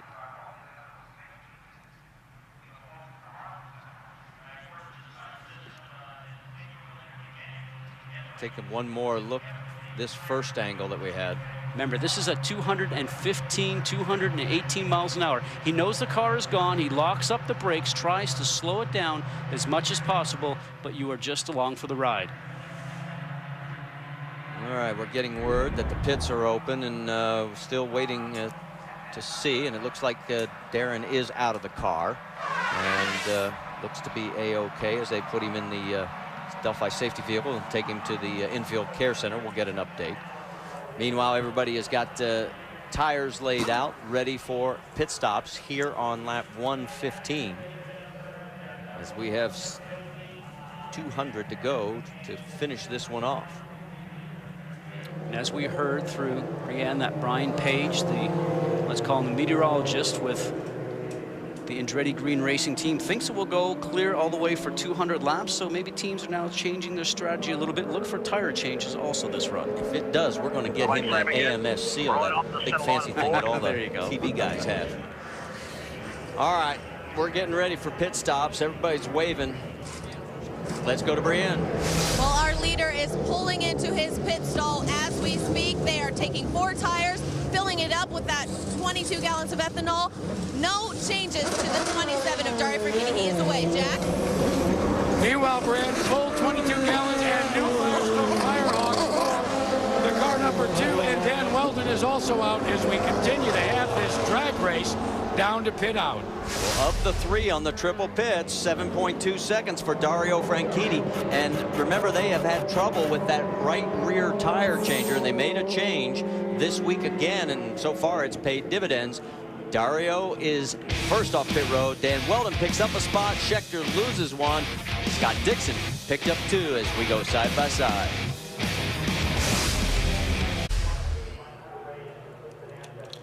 Well, there you see what's left of the number 14 of Darren Manning after the hard contact with the wall, as we are under our 5th caution. That ties us for the most in the 6 races that we are now held here at Michigan in the IndyCar Series. Let's take a look now at our race recap as Dario Franchitti leads again under this yellow. And as it's been an up and down day, the down part was when Dario stalled in the pits, comes back from 18th to 2nd in 6 laps, and then took the lead thanks to his pit crew getting him in and out in speedy type fan. Then it was John Herb being the first to crash out of the race. Seat backs it into the wall hard, coming out of turn number 2. Nobody else involved. And then Milka Duno just sort of lost fire and coasted on out, so her day was Duno. And then we had the Elio Castroneves Vitor Mirror incident. Still waiting for an update on Elio again. We'll get more from Jack Root in a matter of a moment. And the frustration on both was quite apparent, especially for Elio. And then it was Sarah Fisher as she hit the wall in turn 2 as she made contact. Then we also had another crash, 4th of the day, and the one that put us under our current caution. That is Darren Manning, and we'll get another update on him. He did get out of the car and is on his way to the infield care center. So there is Dario Franchitti, but let's get more on Elio Castroneves. Jack? Well, we told you the last time, Marty, they were going to check his knee for x-rays. The x-rays came back negative, but he did leave the speedway on crutches. We did get a chance to talk to him, however. And the only complaint that he had is he felt that Vitor Mirror was driving too, and I quote, aggressively for that point in time in the race. But he is already on his way to the airport and back home to Miami.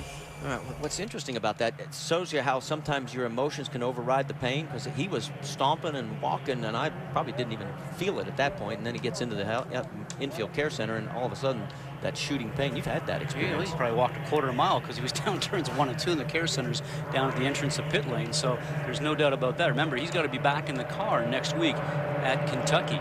Good news for all your Dario Franchitti fans. He has clinched the 3 bonus points for leading the most laps in this race. There is nothing anyone else can do about that fact. And as we go back, let's take another look at Dario's pit stop. And we've got some conflicting information. We had a report that there was a change this week on the right rear tire changer, but Brianne, jump in on this. You're saying that it has not been a change? Well, it was a change, Marty, but that change took place at Iowa. Don Skinner, who is technically part of Marco Andretti's team and changes the outside rear for the 26, was brought over to Dario's car because Marco was really not in the chase for the championship, so they wanted him, because he's so good at changing that right rear, on Dario's car. So that change was made in Iowa. Okay, so now we've got it all straightened out as we're getting ready to go back to green flag racing here.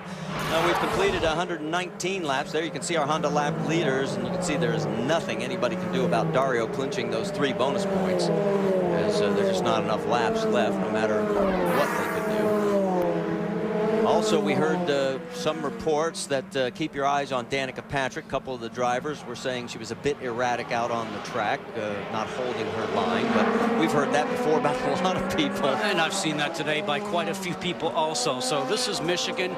You're going at such a speed going through the turns. And when you're running in packs like this, if your car pushes you up the road just a little bit on the exit, there's not a whole lot you can do with it. Now, yeah, you can take your foot off the pedal and make the car go a little slower, but there's not a driver out there today, Marty, that's going to do that. Yeah. All right, let's talk quickly about next Sunday, August 12th, 3 Eastern in ABC. It is the Champ Car at Elkhart Lake Race, and you'll see it on ABC Sunday, August 12th, 3 Eastern. All right, as we're getting down the back stretch, we're getting word. We're going to go green this time by. Dario Franchitti will set the pace. Dan Weldon right behind him, followed by Thomas Scheckter, Danica Patrick, Scott Dixon. Here we go.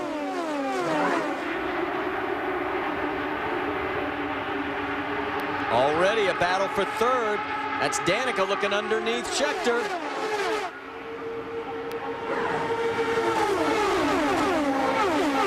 And she's got the position. That's the first time all day I've seen her car down on the low line, down by the white line, and sticking. So maybe some changes in that last pit stop to help her do that, because she seemed like she had preferred the middle or high line. So move Danica to third. Right now, Dan Weldon and Dario Franchitti trying to decide who's going to lead. And whoa, it looks like we've got a little slicing and more dicing. Franchitti's got a car that seems to be working well, obviously, but a little move by Weldon going on the high side now, followed by Scheckter on the top line. Look who else is starting to sneak into this picture. The 26 of Marco Andretti side by side with Danica. And look at Weldon out in front and Scheckter on the high side. This is like bumper rush hour traffic when they're only doing 5 or 10 miles an hour. These guys are out here doing 215. So come by the stripe this time, move Dan Weldon officially into the lead, put Thomas Scheckter up to second, and Dario Franchitti back to third. Danica Patrick fourth, Marco Andretti fifth, Tony Kanaan sixth, Sam Horner seventh, and well, everybody's in there too. Well, just as I said that Danica Patrick looked like she had a car that worked well on the low side, seems like she's losing speed right in the middle of the turn right now. Maybe she's having to get off the throttle just a little bit because she's starting to lose the speed on the exit of the turn. You can see right there. So look for her to maybe resort back up to the high side. Her car's not working well for her after these couple of laps after the restart. Yeah, Kanaan, Hornish, Dixon, Weldon, about everybody got past her. Weldon was already past her, I should say, as she is going to drop back and is still having some issues. Look at this, down the backstretch. That was Marco having to put 2 wheels under the line. Battle up front as looks like Weldon's got his hands full. At the stripe, it is Weldon with Dario Franchitti now back into second officially. Scheckter third. Tony Kanaan moves up to fourth. Danica has dropped all the way back to ninth. Meanwhile, this is where all the action is. You want to have camera time, you got to be in the front 5. Talk about 5 in the 5 races that we've had here. There's been 5 different winners. Just goes to show you how competitive this race is. This will be a race where track position will mean everything. Coming down with 10 laps to go, 5 laps to go, down to the last lap, probably even down the last turn, and the drive off of turn 4 towards the stripe. We have 74 laps remaining in this one, and the fans that stuck out the rain delay have been rewarded with a great race so far. Look at this. Throw a blanket over it. Down the backstretch, Kanaan's on the outside. Look at Hornish. The adjustments that this team has made manually on this race car throughout this 400-mile race are starting to finally really pay some dividends. Look out, Scheckter started to drift up. Oh, just one movement causes consequences for somebody else. But Hornish, as you mentioned, Marty, seems like he's got a fast car. Goes to try to get to the middle groove right now. Pushes Kanaan high. I'm just still amazed that Sam Hornish had the presence of mind to call for a change, a mechanical change on the car from the cockpit. It goes to show you just how much he's thinking about what's going on with his race car as he's out there driving at 215 miles an hour. keep an eye up front. Where you're saying, wait a minute, where's Scott Dixon? Well, he's dropped back. He's following Marco Andretti right now, as Dixon has dropped into the 9th position. Marco's 8th. Danica Patrick's moved back up to 7th. I mean, it's like every 2 laps you sort of flip-flop about 2, 3, 4 positions. And you have to be aggressive when it's group racing like this if you want to be able to pass. And right now, Dixon just seems to be having a problem finding momentum to get past the cars in front. Jack Arute, you have more? Yeah, it's been interesting, Scott, talking with Mike Hull, who's the tactician for Scott Dixon. I asked him, I said, is it a case of momentum? Is he, is there a problem? He said, no, we really talked about the fact that we want to be in a position to race for the last 15 miles. As soon as the radar cleared, you saw the aggressiveness go out of the target Chip Ganassi number 9, and they seem to be satisfied to just cruise and watch until we get to that magic 350-mile mark. Well, I'll tell you what's been fun is the fact we've had 14 lead changes, 6 different leaders, and this one is far from over yet, guys, as we're working lap 129 of 200. And one guy is not going to sit back and wait, because he usually is not a patient driver. Thomas Scheckter in the 2 machine, who right now is sitting in 2nd, just went past Franchitti, has his sights set on Weldon directly up ahead. And you can see if the race ended at this moment, the points lead would go back to the plus side again for Dario Franchitti, as he would pick up points on 2nd place Scott Dixon. But we're still, like I said, a long way from this one being over. In fact, Dario right now has got his hands full with Thomas Scheckter right underneath him. That's a battle for 2nd. Weldon's out in front. And remember, folks, Weldon did not look that good in practice, did not qualify that well. But that's the thing about this racetrack. You never know. If you find that balance, bam, you're right up front. And that's when your car just seems to go through the turn without any effort of making the car turn by the steering wheel itself. And we saw Danica Patrick go from the low line to the high line right there. Looks like she's searching cars down below the white line. So you see Dixon right now carrying momentum. Now, if you get pushed below the white line, as he did right there, that is not a penalty. If you carry momentum and pass down below the white line to pass a car, then yes, that is a penalty. But right now, there's no doubt there's a lot of weaving and dicing going on right now, all at 215, 218 miles an hour. Scott Dixon, you saw him duking it out with Sam Hornish. That was for 5th. Dixon had it at the stripe. How long he'll hold on to it is anybody's guess. Meanwhile, let's go 3 wide for the race lead down the back stretch. You've got Weldon, Scheckter, Franchitti, and we're going to do this all the way into 3. Hang on.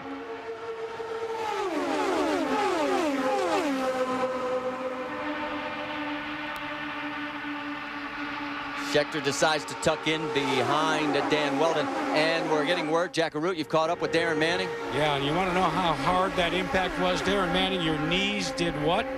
My knees? Oh, yeah, they, as I went backwards into the wall, they came back through and wiped out the steering wheel, so I've got a couple of big gashes, and they stapled me up with some metal staples, so at least AJ will be proud I got some metal in my body now. But no, it was a big shame for the ABC crew and all of the Foyt racing. We weren't so quick at the beginning of the run on new tyres, but once everybody else's cars started going off, mine just stayed real good. And unfortunately, the cars in front, they weren't able to hold their line so much, and they kept crossing my bow. And I was just really trying to move my way right to the front on that long green flag run. And I think Marco, no fault of his own, he just crossed my bow and just took all the air off, and I pushed and I got loose as I came back into the air, and that was it. We're happy to see that you're okay. Look forward to seeing you in Kentucky. Cheers, pal. Well, it's good to see him okay, but a couple of gashes in his knee. That gives you an idea of the ferocity of the impact. Meanwhile, look at this battle up front.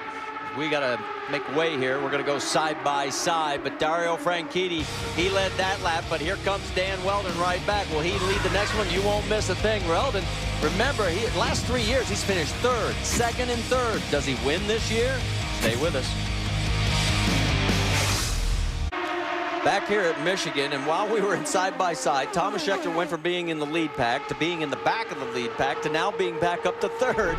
Let's go back and show you what happened to him. Oh, the group in front almost touch, and here you get an opportunity for Kanaan to take a little bit of that momentum and go around the high side. But I think Kanaan, as Kanaan's going on the high side, you see Scheckter in the middle get the dirty air from the cars in front, and that's a moment, Marty, at about 215 miles an hour. But you know something? That is classic Michigan right there. And again, again, yeah, everybody, I hope you'll bear with us. The weather precluded us from having the helicopter up. Normally we'd have 6 onboards right now and we'd be showing you wheel to wheel, but the ceiling is so low we just can't get the helicopter high enough to get the signal. So I'm hoping that the excitement from just watching these drivers from the outside has been good enough, because there's nothing else we can do right now. Jack, you've got more on Thomas Schechter? Yeah, I just checked with David Cripps, the tactician for Thomas Schechter. As we've said so many times here in Michigan, driving here is like a giant flywheel. And what happened is all of a sudden he lost his momentum. But David Cripps sounds very, very confident right now. He says, we just want to be there for the last 20 miles. Let's go to Brienne. Jack, Danica Patrick is getting instructions from Kim Green, her race strategist, to work with teammate Dario Franchitti. She's been told to help push him around the top of the racetrack. When she was doing that earlier, that's when she lost momentum on her car. Nothing physically happened to the car. She simply lost momentum and dropped back to 9th. So we'll see if, as she helps her teammate get around Dan Weldon, whether or not she can hold herself up at the top of that pack. Well, right now, as you've got Franchitti on the outside trying to go 3 wide down the backstretch, and he doesn't need anybody's help because he's doing it on his own. Weldon down low, look out, Schechter in the middle, and Schechter may have had to give it a little breath. You know, it's amazing because we've been watching these cars now for a couple of hours, and they seem like they're just going around side by side, but when you're inside the cockpit, the car's moving around. You're trying to hold it straight. Let's listen to this.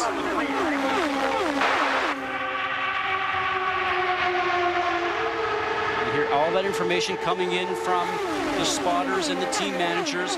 But what happens inside the cockpit as we see Kanaan now trying to low line going underneath Schechter is that you get into traffic, you start to turn the car, the steering wheel gets light. Do you turn it more? Do you just leave it and have the car return to you? All these feelings the drivers are going through each and every turn throughout here, just like it's a normal day's drive down to the office. Well, Danica has caught up to Dario. Danica has gotten in lockstep with him. We're going to find out if it's going to be able to push him to the lead, because here they go, as it is right down low with Dan Weldon, Dario and Danica on the high side. And here comes Marco. Oh, look out! Airborne! Franchitti's upside down. Dixon is involved. The wheels touched. Weldon is involved. Airborne up here, got up into the pit. We got him coming down.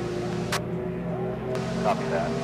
Scott, you okay? Looks like Sam Hornish also involved, and right now, folks. Yeah, he got hit in the head. Think good thoughts. The Delphi safety crew is heading for Dario. And from this angle, obviously, we can't see a thing. We've seen Marco Andretti get airborne and go over this year, but not at the speed. Remember, we're lapping this type of impact that Dario had. Between 215 and 218. These cars are built just like a jet fighter.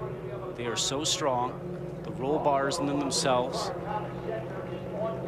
are very strong. You've seen this before where the cars go over, land on the roll bar. Once they right the car, the driver just pops out, brushes himself off, and sometimes wishes he had a spare car to hop in to keep going. We saw a shot of Thomas Schechter. He had already pulled into pit lane, and there he is. And they are bringing Dario's car over, and they're going to try and bring it down very gently. These cars weigh 1,525 pounds. Sam Hornish is at the back of the car.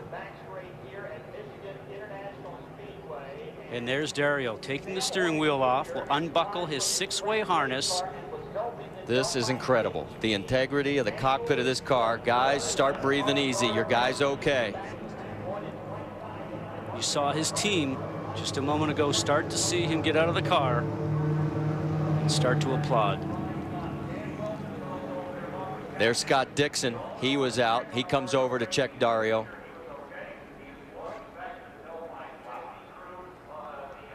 Is that Terry Trammell with his back to us there talking to him? He is. Terry was my doctor through 2 fractured backs in my career. Some of the best people here on the Delphi safety team travel with the IndyCar series each and every event.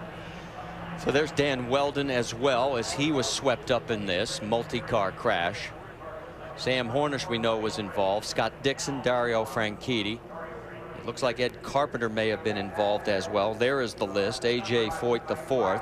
So a total of 6 drivers.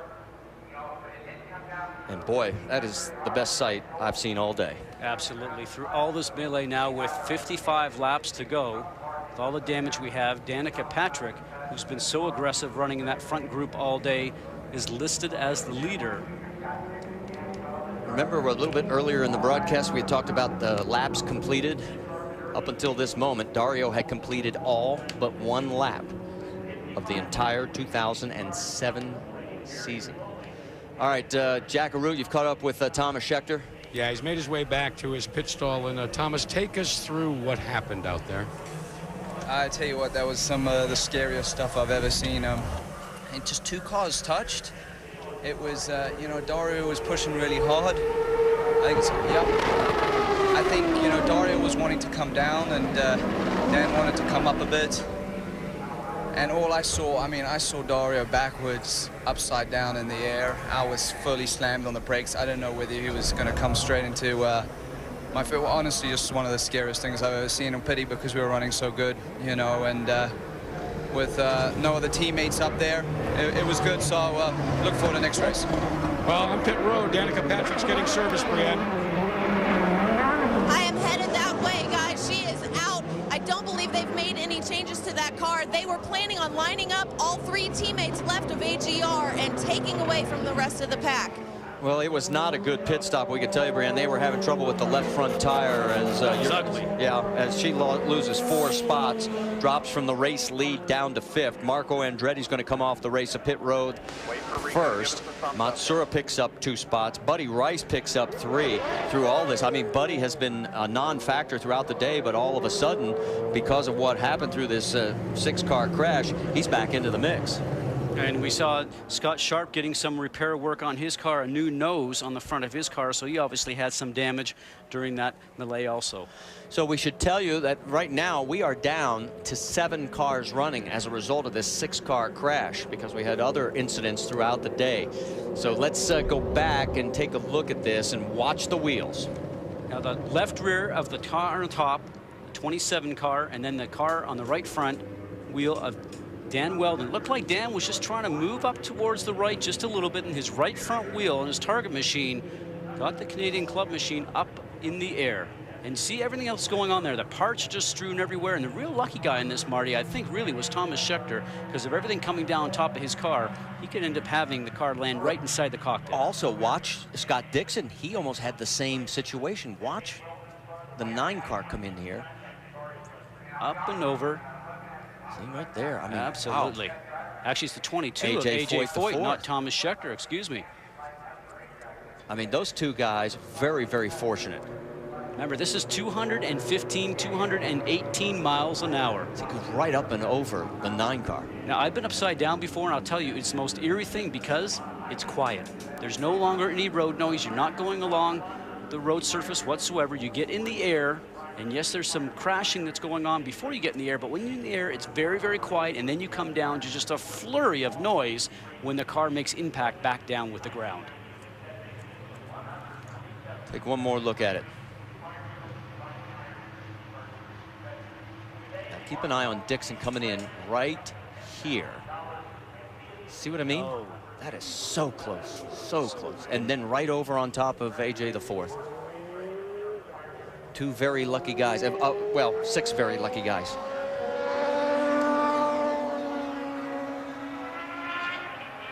Remember the speed that we spoke about, 218, maybe even 20 miles an hour now going down there. And we're just talking about touching just for a moment. The 2 tires get together, and as soon as the rubber tires touch each other, the cars are off. And we talk about the drivers having no control at that point in time, and then you're just a passenger. And the weird thing is for drivers too, coming up from behind, is that you see the car upside down. Now here is something you don't generally see very often because cars are not usually upside down. But look at the damage. Sam Hornish in his Team Penske Marlboro suit that he's got going on right there at the very back of the car is there to help also.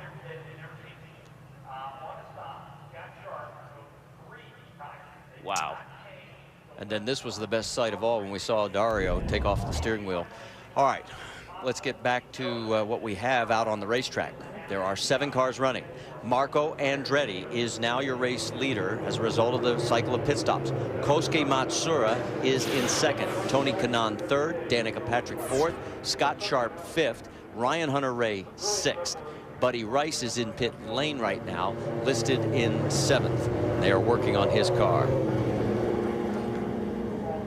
Now we're lap 148 going on 149, and depending how long this yellow is, we're certain to need one more pit stop to get through the end of this race. So still going to have to be a little bit of strategy happening for some of the players that are out there right now. Might be a little damage on Buddy Rice's car. They're working underneath. We're going to step aside, go side by side. This will take a little bit of time to clean up. We've about 3/4 of the way through this.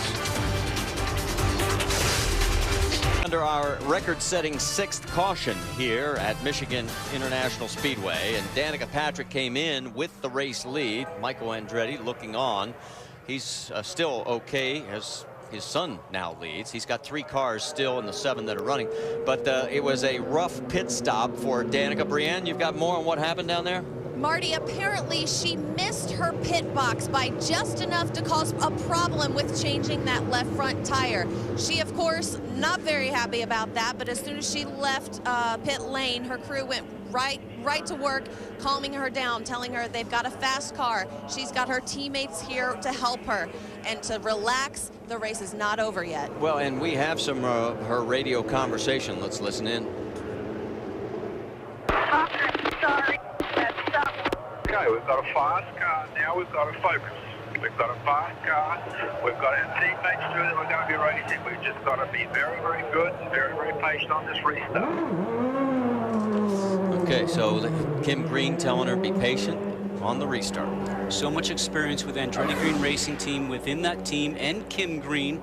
His brother Barry started that team many years ago. Kim Green is now one of the owners, along with Michael Andretti and Kevin Savary. And you don't want anybody else, I think, that has more experience other than Kevin up there helping her, because he's been, I think, one of the strong suits for her this year and giving her a lot of confidence. And I think that's one of the reasons, along with many other things in the team, Marty, why we've seen her just continue to progress and be confident and be aggressive like she has been today. We still have 50 laps to go, and Jackaroo, you've caught up with AJ Foyt the 4th. Yeah, and I want to show you his helmet. Those are the scars from this accident. AJ, what was that? That looks like a tire. That is Dario's tire, but it's unfortunate. We were having a pretty good race, and just thank God Dario's okay and everybody else involved. And unfortunate for our team, we worked hard all weekend. Now we got a couple tore up cars to take to Kentucky, so it's going to be a long week for the guys, and hopefully we'll go to Kentucky and come out with a better result. Let's update you as well. Sam Hornish was out of the car, and he is going to go back out into the racetrack. So he rushed back to his pit stall. They're going to try and effect repairs, believe it or not. Because remember, guys, every point counts, especially when you've only got 7 or 8 cars still out there? 7 cars still on the track, and yeah, Sam is shown listed officially right now in 14th. As you can see, we still have a lot of cleanup to go through here, as there is Sam's car being towed in. They're going to have some suspension damage. But it's also important when you're looking at the overall picture from the points championship. Of course, Tony Kanaan is in that top 5 mix, and he's running 3rd right now. Remember that as of this moment, your points leader is out. Scott Dixon, 2nd place, is out. Dan Weldon is out. And Sam Hornish is in the pits having to make repairs. So this could be an opportunity for Tony to pick up some points. And as you can see, he's up to 3rd with an only 99 back with still the race to go. Well, that's a lot of damage on that 6 machine of his car right now. I'm looking at that. He's got left front suspension, right front suspension, both rear suspensions, the rear wing also of Sam Hornish's machine. That's a lot of work to get done here in the next couple of laps. All right, Jack, you've caught up with Ed Carpenter? Yeah, they keep coming out, and the good news is all of them keep coming out walking under their own power. Okay, what happened? To be honest, I don't know. You know, I saw smoke, then I saw Dario up in the air, and I just trying to slow down, and my brakes really weren't working right, and couldn't get slowed down as quick as I would have liked. But you couldn't see. People started going through the grass. I mean, I was trying to stay low because I knew he was up high. I didn't want to run into anybody. But everyone seemed to be okay in there. And that's the most important thing. That IndyCar Series does a great job with the safety of these cars, and we should all be thankful for that. And let's take a look at the pit stop on Danica Patrick. looked like they put a turn or two in the It looked like maybe some wing was coming out, I think, was what they were doing on that right front. So obviously an opportunity to make a fuel addition here just in the last couple of laps. Now, we talked about that everybody's going to need one more fuel stop, but maybe this is a situation here with Kim Green where he takes the opportunity, as we've seen the Penske team do many times, changing the strategy and give her a full tank of fuel right now, 22 gallons. And we know you can get 30, 35 laps per tank full. Maybe with another yellow somewhere sprinkled in here, maybe she makes it to the end without another stop. Well, it gives her 7 laps in hand over the top 4 cars of Marco Andretti, Koski Matsuura, Tony Kanaan, and Scott Sharp. I don't know if that's going to be enough. I mean, we'll have to wait and see if it becomes a factor. But you just get that couple of laps of yellow there, and maybe she doesn't need to come in for a splash and go at the end, which is a possibility. But the other thing that happens here, too, is because you don't have that many cars on the track. And there's Kim Green sending along some information to her, but probably telling her because you don't have that many cars on the track right now, she doesn't have that far to go from being the position that she's in 7th up to the front. Well, and the other thing to remember, even if she does have to stop, she doesn't need to stop as long as the other guys because she's got those 7 laps in hand.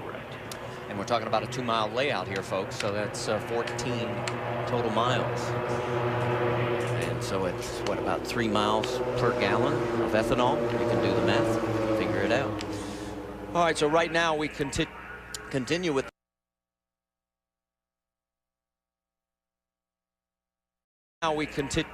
continue with the cleanup here at the Michigan International Speedway after, as we said, our 6th record-setting caution in this event. We now have 47 laps to go. And the 7 cars that are still out there are all on the lead lap.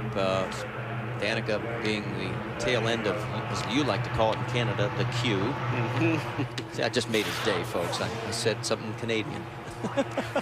We're close to Canada. There's a Canadian flag down here at Michigan International Speedway, so thank you. All right. Well, how about Marco Andretti? You know, we documented well throughout the day. Yeah, that's just for you. The guys in the truck did that just for you. You know, we documented how his lack of success this year on the 1.5 and larger ovals, 5 total DNFs. Well, here he is with a chance to possibly win this race. Remember, he's had situations earlier this year where the car was not doing so well for him. Actually, he said it was scary to drive, where he actually got out of the car, parked it. But here, obviously, now maybe a few more races underneath his belt. He learns how to make changes with the car throughout the pit stops, make the car a little bit better. And now he finds himself leading the Michigan event here, which his father won twice. Well, we have a great possibility of a 6th different winner in the 6 races we've held at Michigan. Only the 2004 winner, Buddy Rice, is still in the event. He's running in 6th. And think about this. First-time wins. We talked about the fact there were 12 here at Michigan. Koski Matsuura would be a first-time winner. And then you would have Ryan Hunter-Reay, Danica Patrick. So those 3 could pick up their very first career wins in open-wheel racing. All right, so there's Ryan Hunter-Reay as he's coming in to possibly top off with fuel. And yes, that's exactly what they're doing. So he is picking up even a little bit more advantage as Ryan pits at 154. So he has 8 laps in hand over the 4 cars out front. Of course, for Danica, this would be her best finish here in 3 runs at Michigan. She hasn't done very well here at all in the past. In fact, if you remember last year, she finished 17th. The year before that, she was 20th. And of course, last year was so frustrating for her because we had a rain delay and then she ran out of fuel right near the end. Danica Patrick 16 machine will slow, and it looks like she will pull off the track in turn number 1. Danica, she is just furious.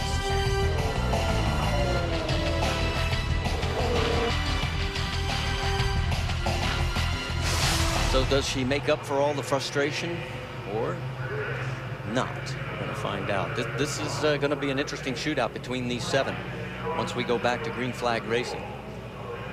We've got some drivers here with experience who have won here before, as you mentioned, and now you got some drivers here who have never won and are looking for their first win. So it's going to be very interesting to see exactly how this plays out. Remember, we talked about it earlier in the show. What's your mood? You really got to be ready to put your foot on the gas here if you're going to win this event.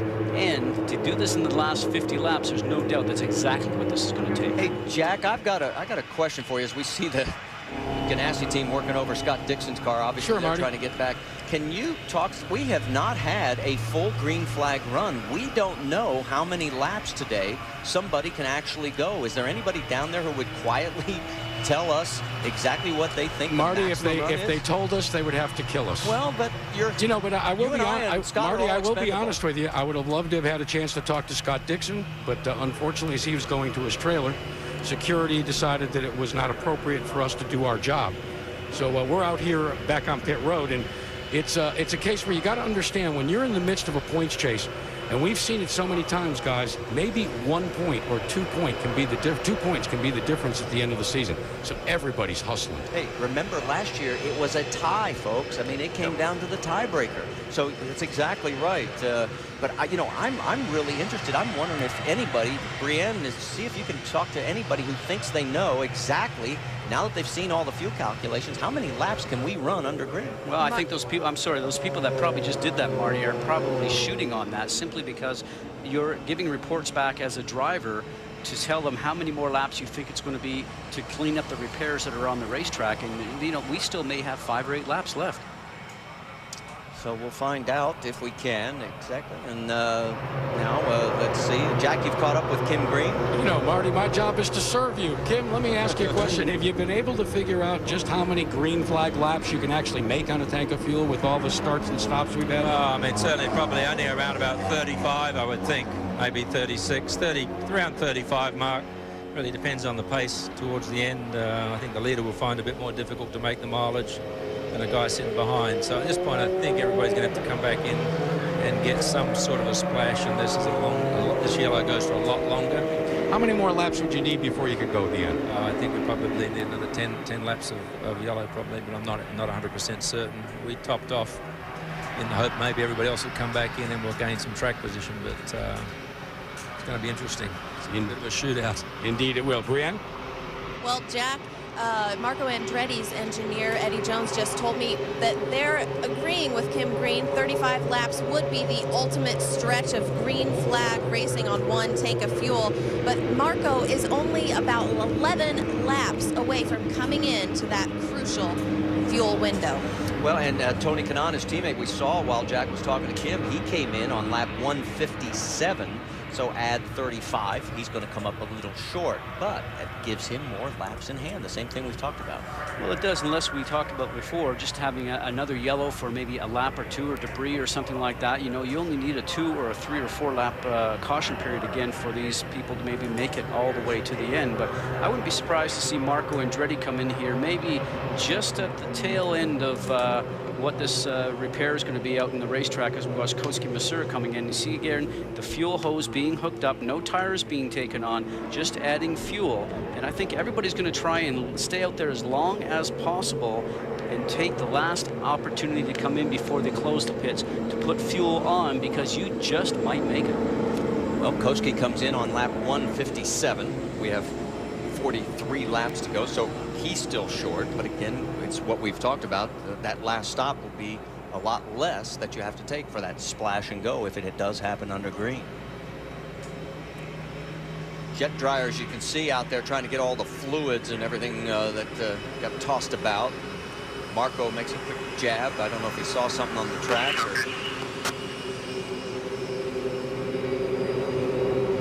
It's down the long backstretch where, of course, the contact occurred. And talk about people that have stopped. Now, remember, Danica fell to the back. She's already cycled back through to third. In fact, the only two that haven't stopped are Marco and Scott Sharp. They stopped back at lap 146. Then Danica stopped at lap 152. And Koski here on lap 158 officially. So question is, will the top two decide to come in late as well? Jack, you've got more on Danica? Well, yeah, it was interesting. Kim Green, as we have overheard throughout the course of their union since the beginning of the season, has been probably the biggest cheerleader for Danica Patrick. After that slow pit stop, the first thing Kim Green told his charge was, don't worry about it. We will be able to cycle our way through. You've got a very good race car. Said, let's get it down to your 2 teammates and yourself, and let's decide it amongst the 3 of you. Good encouragement for the gal looking for her first victory in IndyCar competition. And as we mentioned, would somebody else come in and pit? The answer to that is yes. We can tell you that Scott Sharp peeled off while you were reporting, Jack. So that means only Marco Andretti is the last to come in. He pitted last on lap 146. And Scott Sharp, the last to pit at lap 159. And all it cost him was he moves to the back at 7th place. And like I said, there's not that many cars left on the racetrack right now. It's not like you're going all the way towards the back of the queue. It's not like you've got still 18 or 20 cars out there, so this works out fine for all these drivers. Well, here's a moment, folks, that I'm looking forward to. I want to hear from this man. Dario Franchitti is with Jack Arute. Well, and the gray hair that you see on Dario's head was there long before your airborne action. Take me through what happened, Dario. I don't know. I'm just asking the guys, and you know, I asked Dan as well, and he said, he said he came up a bit, I came down a bit. We're running so close, just trying to get an advantage. You know, sometimes it's stupid like that. This thing, you're flat the whole time, and you're just looking for that advantage. So that is one of the parts I don't enjoy this type of super speedway racing when it is like that. But so whatever happened, we touched. The next thing I know, I'm upside down. I open my eyes and I'm going backwards about 30 feet in the air. And I thought, oh, this isn't good. When it came down, it actually didn't feel that bad. I've since found out I came down on top of Scott. So I'm really glad he's okay. I'm glad everybody's okay, everybody involved. And I said to Scott, we've got to stop meeting like that. You know, we've been running side by side in so many races recently, and you know, he definitely helped me out. But I'm just glad everybody's okay. It's not a lot of fun when it's like this. When does it really begin to sink in, Monday or Tuesday, about how maybe close you came? I think when I stopped and I realized I was in one piece, I couldn't quite believe it. I still can't believe it. So it's sunk in already. Believe me, it's sunk in. I'm a lucky guy. Yes, you are, and we're glad to see you're okay. Thanks, Dario. All right, and that is great. I can't believe he's just walking around like nothing happened. If you didn't see this, you'd wonder why we're making a fuss. And this is amazing. You know, when we watch this go through, if you watch the transition lines on the racetrack, you can see Dario seems like he stays still, and the 10 car of Dan Weldon certainly seems like he comes up and gets that left rear of Dario Franchitti's machine, and then off it goes. All this sort of happens. Now, I'm sure that Dario won't be going home tonight. He did fly his helicopter here from his home in Nashville, Tennessee, so that'll be something that he'll probably take on tomorrow after going upside down at 215 miles an hour. And the closeness of the team shown there as he gets back to the pit area. And a hug from Michael and a moment together. We can tell you that while all this was going on, Marco Andretti did peel off. He did pit on lap 160. So with 40 laps to go, everybody in the top 7 has pitted. And guess what? That means that Danica Patrick cycles through back to the race lead. Well, I like what Marco Andretti has done, because at 160, if he gets to the 195 area and we still have a few more laps underneath yellow, he might just be the one that gets there on fuel mileage all the way to the end. Well, you want to stay as long as possible, and that's exactly what he did. And I give him great marks for that. It's a bit of a gamble because they could close the pit lane at any time, and you could find yourself stuck out here, Marty, and then not have gotten into the pit for fuel. Well, I'm looking over at Brian Barnhart, man who's in charge of making the call, and he's still pointing at some of the debris down in the area where the crash occurred. So it looks like we're going to stay yellow for a little while longer for sure, because he's a little animated as he's trying to get that area cleaned up. So it looks like we're going to have a moment here to go side by side with Danica Patrick in the race lead. Remember, there have been 12 first-time winners here at Michigan in open wheel competition. Does Danica become a lucky number 13? Stay with us to find out. Well, back here at Michigan International Speedway, the game of cat and mouse, and who's going to sneak into the pit lane last to have the most fuel going down the stretch run. advantage now, Danica Patrick. I like that strategy. Better stay out as long as possible. Exactly what we were saying just before we went to break, because if you can get somewhere around lap 165, which they're coming up to, then you're going to make it to the end. And this looks like it's a great strategy to date. Jack, you've got more? Yes, Scott and Marty, not only did they add the fuel and top off, but they made a minor wing adjustment on the right front wing. Remember, that's where the damage was. They've taped it up. You can see that white right there. It can become kind of like a gurney flap if you don't have it adhesively attached the right way. Kim Green showed the wherewithal to be able to spot that and came in and they took a piece of that tape off so that it wouldn't be unstable. Well, she pits on lap 163. And so now Scott Sharp was the last to pit. He's in the race lead at lap 158. So the advantages are now down to just 4 laps, but it's still 4 laps.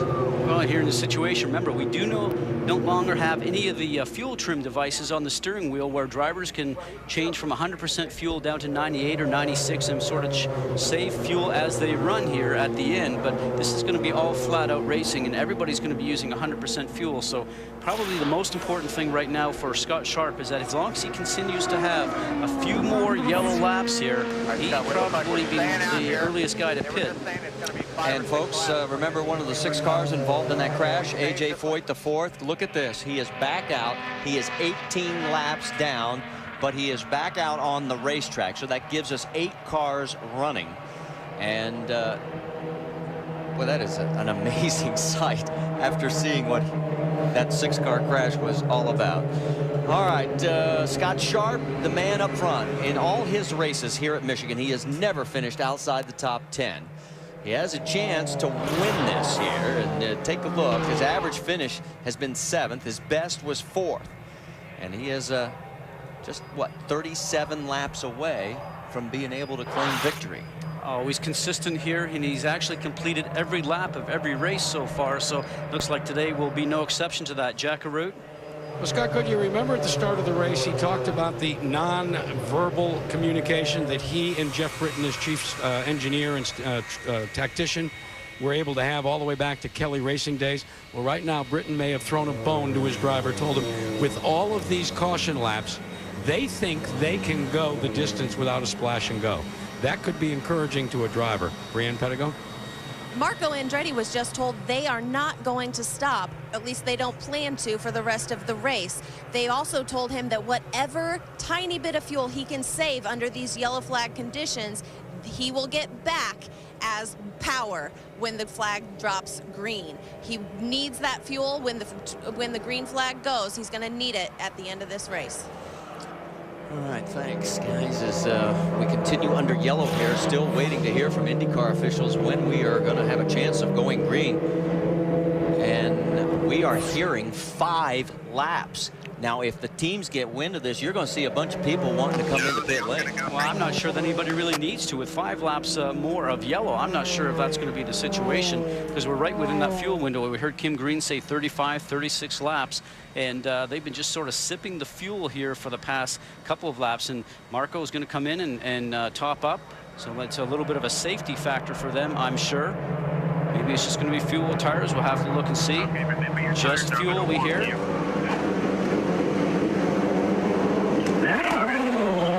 Behind him, it looks like Thomas Schechter. There's also Buddy Rice. And Buddy has topped off as well.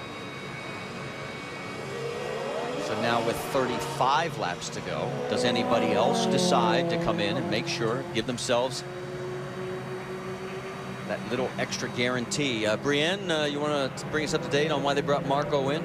Marty, when they told Marco Andretti that they were not going to stop, he turned around and convinced them they could. If he just topped off, he would definitely be able to move his way back through the field. And he did a good job of convincing them.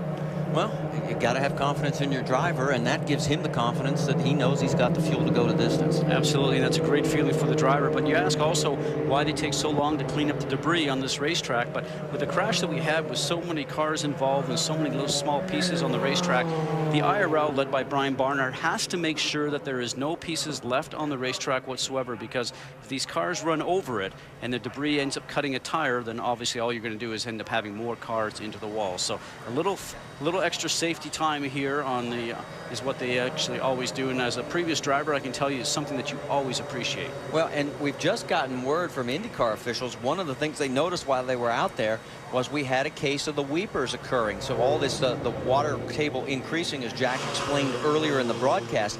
That's what we're really dealing with at this late stage down in, it's actually down in turn number 1. So the crash was down the backstretch heading in towards 3. So that's what our issue is now. So we're cleaned up as far as the crash is concerned. We've got an issue with moisture down in turn 1. All right, let's take a look at our top 5. It's Scott Sharp in front of Ryan Hunter-Reay. Can you talk about a kid in his second race, maybe coming on with a victory?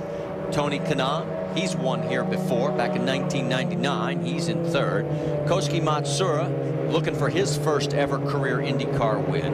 And so is the lady right behind him, Danica Patrick. Deep down, she wants to be recognized as a winning race car driver first, and then a popular superstar second. I came to AGR with expectations for sure, and I'm sure that they had theirs in me. So when people ask about the pressure maybe to go out there and win, I say that, yeah, there's more now. There is Danica. Whoa, and she's in trouble. Hang on to it. Weldon hit me. Weldon came down. There's a lot of pressure on her, like I say, because she's not won a race. It'd be very easy for us to let it destroy the team. I went to AGRs because I want to win. I really believe in her. I believe that she can get it done. You know, that's where the pressure is back on us. We got to put her in the right situation, give her the right car to win. Here comes Danica Patrick as she pulls to the rear wing of Tony Kanaan. A 3-horse race with 10 laps remaining in Texas. She's willing to put in the hard work. And no, it's not going to be easy, but if she works hard, it'll happen. I'll be disappointed if she doesn't win a race this year because I think we're capable. But if she doesn't, it's not necessarily going to be her fault. And as you see, she's in 5th place right now with a total of 8 cars still running here after that big 6-car crash. We're now down to 33 laps to go. And here are those looking for their first career win in the IndyCar Series. Danica in her 42nd start.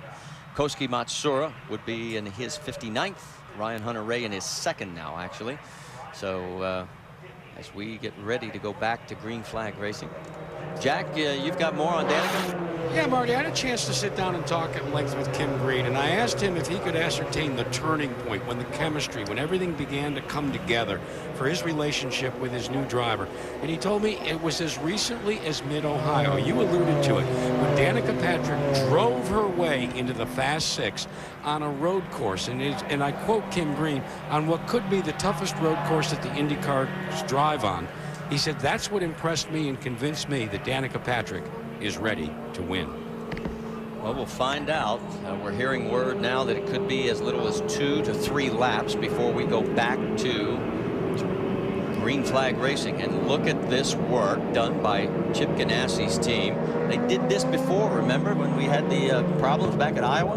And you're getting a few points, as we mentioned before, last year with the tie in the championship and won by, you know, the amount of races won. Here's a situation where if you're going to go out there with only 7 or 8 cars running, you know you're going to gain 9th place points. Well, and remember, he is listed right now in 12th place. Dario Franchitti 11th. He theoretically could jump up as high as 10th, get ahead of Dan Weldon, and here they come rolling out.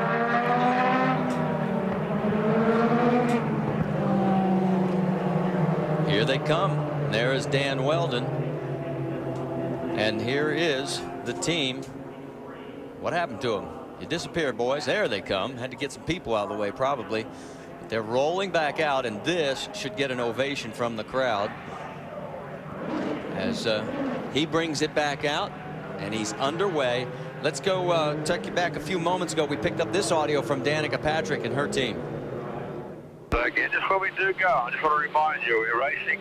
I think Sharp, apart from your teammates, is the best of the other cars. We've really got to be sensible here. It can be an AGR 1, 2, 3, and we need our butts kicked if we can't achieve that. So we've got to obviously try and get out there, 1, 2, 3, go, and then race each other fairly.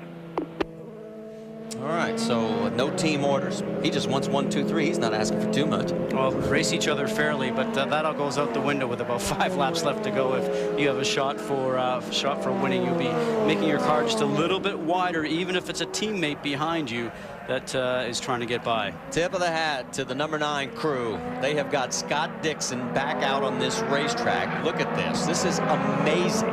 After the crash that car was involved in. Dario Franchitti is still in the pits. He's obviously not coming back. And this could pick him up 2 spots because he'll get ahead of Dario and possibly Dan Weldon as well.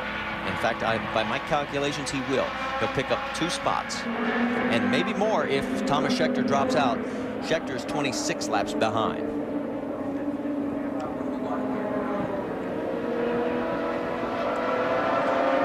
Word from officials will go green this time by. So it's Scott Sharp leading Ryan Hunter-Reay, Tony Kanaan, Kosuke Matsuura, Danica Patrick, Marco Andretti, Buddy Rice. That's the 7 cars on the lead lap. AJ Foyt the 4th, and Scott Dixon back out on the track. And here we go. Looking on the high side, 3 wide. There goes Marco. Underneath, it's Kosuke. 4 wide. Look out, guys. Almost like they didn't even remember what just happened, which caused this last yellow, Marty. That's like a race driver. Just close the book on what happened before and let's go racing. Marco said, give me the fuel, I'll get you the track position back. Right now, he's got the race lead. The veteran Scott Sharp is right there in 2nd place. Tony Kanaan in 3rd. And oh no, we're getting word from race officials that Marco Andretti jumped the restart, and he's going to be penalized. At the stripe, it is now Sharp that takes the lead. Then it is Kanaan with Danica Patrick on the high side. Be interesting to see if they just let Marco fall back behind the pack. Remember, he was at the tail end, or is he going to have to come in for a drive-through penalty? Danica's going to go. Take a look on the right side. Here's the replay. Check Marco. He's passing cars before they have called green on the radio, which is the infraction. On the start of a race, you cannot pass anybody until you get to the start line, but on a restart, as soon as they yell green over the radio, then you can get up and get going. And we're getting word now that all he had to do was fall back behind the cars that he passed, which he did, and now they're allowing him to move forward. I'm not sure that in my mind he got backwards behind all the cars that he passed on the restart. Looks like just maybe the few that were up ahead of him. But, not sure that's quite correct. Well, we'll wait for IndyCar officials. Maybe they'll say something else to him. Right now, we can tell you it's Tony Kanaan, and you look at the Firestone telemetry onto Kanaan's car, flat-footing it all the way around. That's Scott Sharp and Marco Andretti in 2nd, Sharp 3rd, Danica Patrick 4th, Kosuke Matsuura in 5th. 26 laps to go here at Michigan. Down the back stretch. And for Scott Sharp in 3rd, Jack, you got an update on his condition?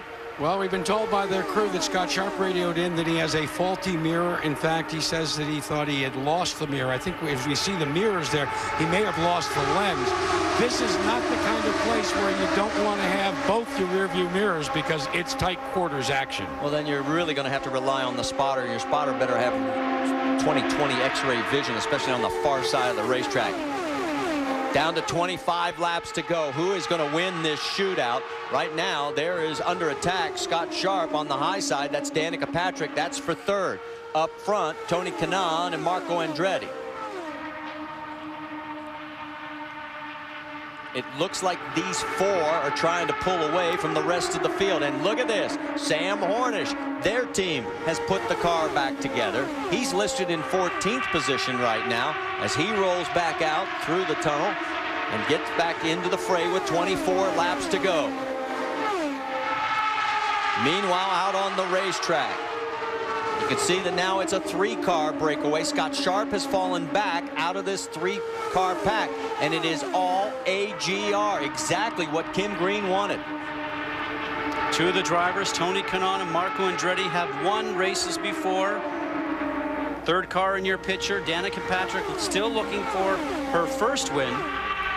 Don't expect her to get any help, though, from her teammates. They want to win also. And we can tell you Scott Dixon went out to do just enough laps to get himself into 9th position right now. As is that hit? Yep, that's his car coming back in. Meanwhile, I have this momentary flash of all those incidents we've seen throughout the course of the season between the AGR teammates, and God help them all if one of those happens right now.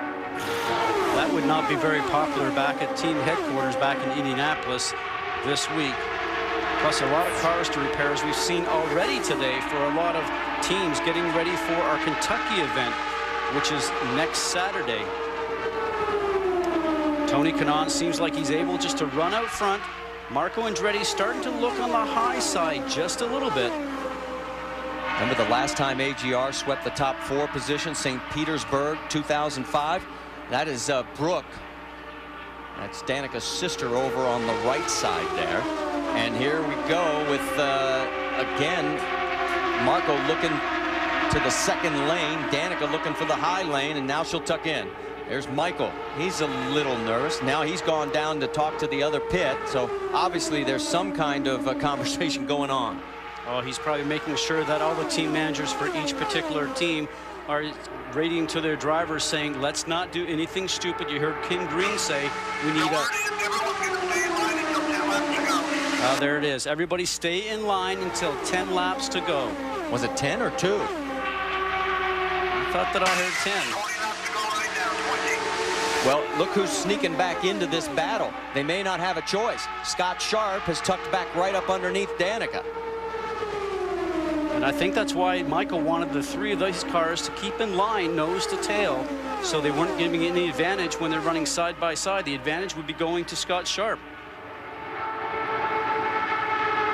So right now they are in lockstep. And remember, as this race has progressed, Danica's cars actually did perform better on the longer run. Absolutely, and it looks like she was able to do that. As you mentioned, that's a good... That's Sharp's radio telling him keep digging. He's clear of Matsuura, but he's again starting to lose contact. But here goes the AGR crew getting out of formation. Well, sometimes you have to, because these cars require just a little bit of air to go over the front wings and through the tunnels to give you grip. And if you're directly behind the car in front, then you end up with that big push going up to the track. So watch them to run staggered through the turn as they do. And here comes Sharp sneaking back into the battle. But what Danica's got to do, she's got to continue to get down towards the bottom, let Sharp on the inside. As we came off of turn 2, you saw some little bit of moisture, it looked like, coming off the left rear of Marco Andretti's machine, telling you there's probably still a couple of spots out there that these cars can actually start to pull up the moisture. And take a look a little bit further back. Koski Matsuura is trying to pull up on the back wing now. They're telling him he's clear by 5. I'm not sure I'd buy 5 car lengths. What's your mirror always say? Objects in this mirror are closer than they appear? Yeah, but remember, Sharp has a faulty mirror, so he may not even be able to see on one side. As to which one it is, we're not quite sure. Meanwhile, the battle continues up front. Well, not really the battle, the freight train. The battle isn't going to unfold till we get down near the wire.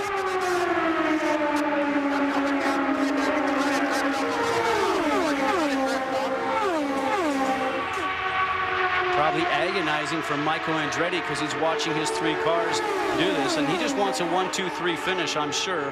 Probably just wants to get it over with. What he does not want to see is the 3 of these cars be involved in their own accident. They continue to run 1, 2, and 3. 15 laps to go this time by.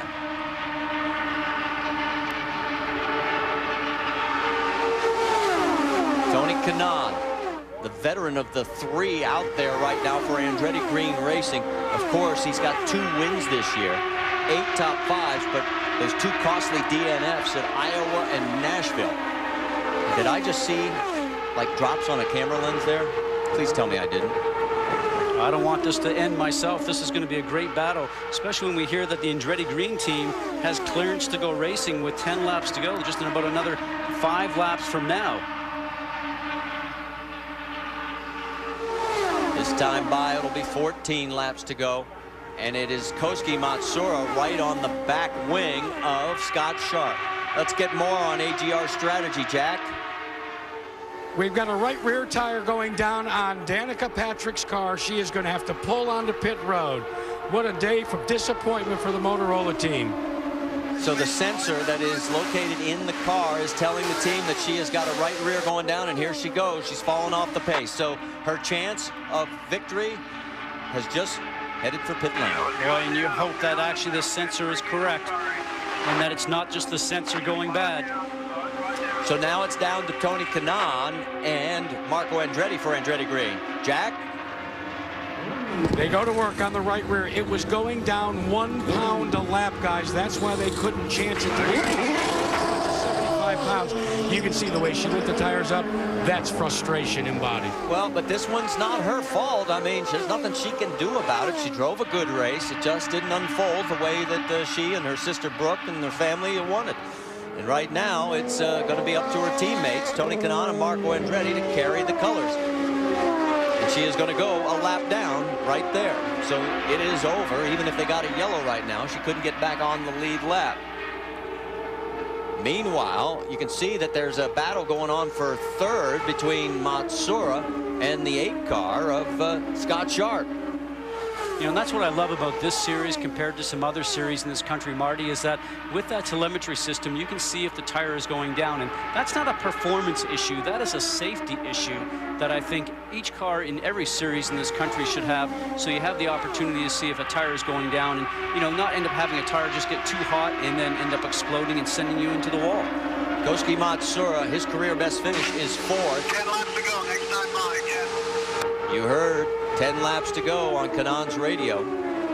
For Scott Sharp, boy, he has had a great career here at Michigan. Never finished outside the top 10. His best finish was 4th. He's running 3rd right now.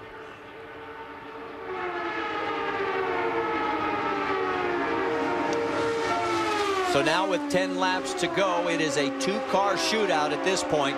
The other 2, Sharp and Matsuura, have fallen back. Now on the right, Danica, we had a chance to eavesdrop on the radio when she realized her chances to win had just vanished. This is like the nightmare of my life. I cannot believe it. I can't believe it. The nightmare of my life. Well, at least her professional life. Well, Jack, you've got more on the race lead. Well, keep in mind that this is the tutor and the student. Remember, Marco Andretti moved from Nazareth, Pennsylvania to Miami, Florida to, and I quote, be closer to Tony Kanaan. They are workout buddies. Tony Kanaan has tutored the young Andretti, tried to convince him, even from Homestead when Marco pulled an ill-handling car onto pit road, tried to teach him that sometimes you have to just continue to work and work and work. And now it looks, guys, like it's going to come down to the teacher and the student. I thought for a second Jack was going to say the tutor and the 2T. All right, take a look. There he comes. The green light may have been given.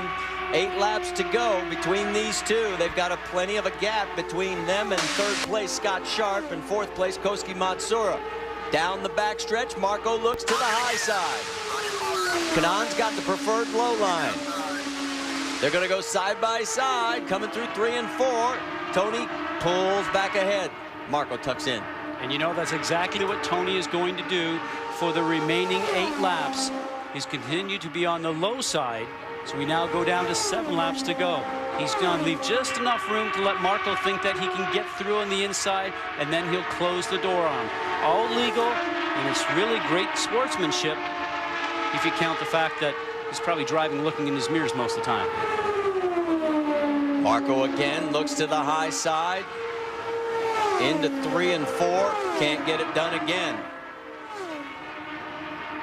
This time by, there'll be 6 laps to go. Marco again going to try the high side. Gets a draft off the car, going down through the front stretch, through the D oval, and then tries to carry the momentum when he does the slingshot on the outside. He looks better in 1 and 2 than he does in 3 and 4. And Tony starts to move him up the road just a little bit. Marco had to respond, otherwise they would have touched. Now what Marco's trying to do is to continue to keep Tony on the low side when he can, right down by the white line through the turns, and maybe he has to lift off the gas because he's going to end up coming up the track and maybe getting into Marco. Marco's goal is to get beside him all the way around and start to push him down towards the white line, which makes him scrub off more speed. 5 laps to go. You saw for a brief moment the battle continues between Sharp and Matsura. Sharp stays in third. Marco falls back a little bit. This time by there'll be 4 laps to go. And again, he seems to have better grip going through turns 1 and 2 than he does in 3 and 4. And when all this has been going on, Sam Hornish, as we saw, went back out and just started to circulate and made laps and did a couple more laps than Scott Dixon. So Sam Hornish takes over the 9th spot for points gaining here this weekend, and Dixon is now moved from 9th to 10th. Down the back stretch, and all of a sudden the 3rd car comes into view there with Koski Matsura. That looked like Danica Patrick, as she is down a full lap, so not a factor in that battle for 3rd. Meanwhile, take a look as we get 3 laps to go this time by. Does Marco have anything left for Tony Kanaan? As you mentioned, 1 and 2 is where he looks the best. He keeps trying to put his left front wheel right by the right rear of Tony Kanaan, trying to force Tony down. Looks like this time he was able to do that. Can he hold on to it going into 3? He's got a bit of a nose out in front, but here comes Tony right back into 3. And Marco falls right back again. Oh, and Michael, you saw him. He's riding along inside the cockpit with Marco right now. This time by, 2 laps remaining. Is it going to be the teacher or is it going to be the student that takes the win? It looks certain, short of another disaster, that Andretti Green will finish 1-2. And you have to like Tony Kanaan's chances only from the fact that, as you mentioned, he's stronger in 3 and 4, getting that drive through 3 and 4 towards the stripe, right down the front stretch. Through 3 and 4 again, Tony just able to hug the white line. Marco can do nothing. He won't open the door for him to get underneath. White flag, 1 lap to go at Michigan. A day that started, well, 7 hours and 40 minutes ago is finally going to come to conclusion. Who's going to win it? Will it be the 32-year-old Tony Kanaan from Brazil, or will it be the 20-year-old from Nazareth, Pennsylvania, Marco Andretti? Down the backstretch there, wheel to wheel, going into 3. Here comes Kanaan, just like before, able to close the door and take it through 4. Coming to the stretch, it will be Tony Kanaan in front with his 3rd win this season and 10th of his career, and Marco Andretti right behind. Scott Sharp comes in 3rd. Koski Matsura ties his career best 4th. Buddy Rice 5th. So a 1-2 finish for AGR. Ryan Hunter-Reay has his best oval finish in 6th. And Danica Patrick comes home in 7th.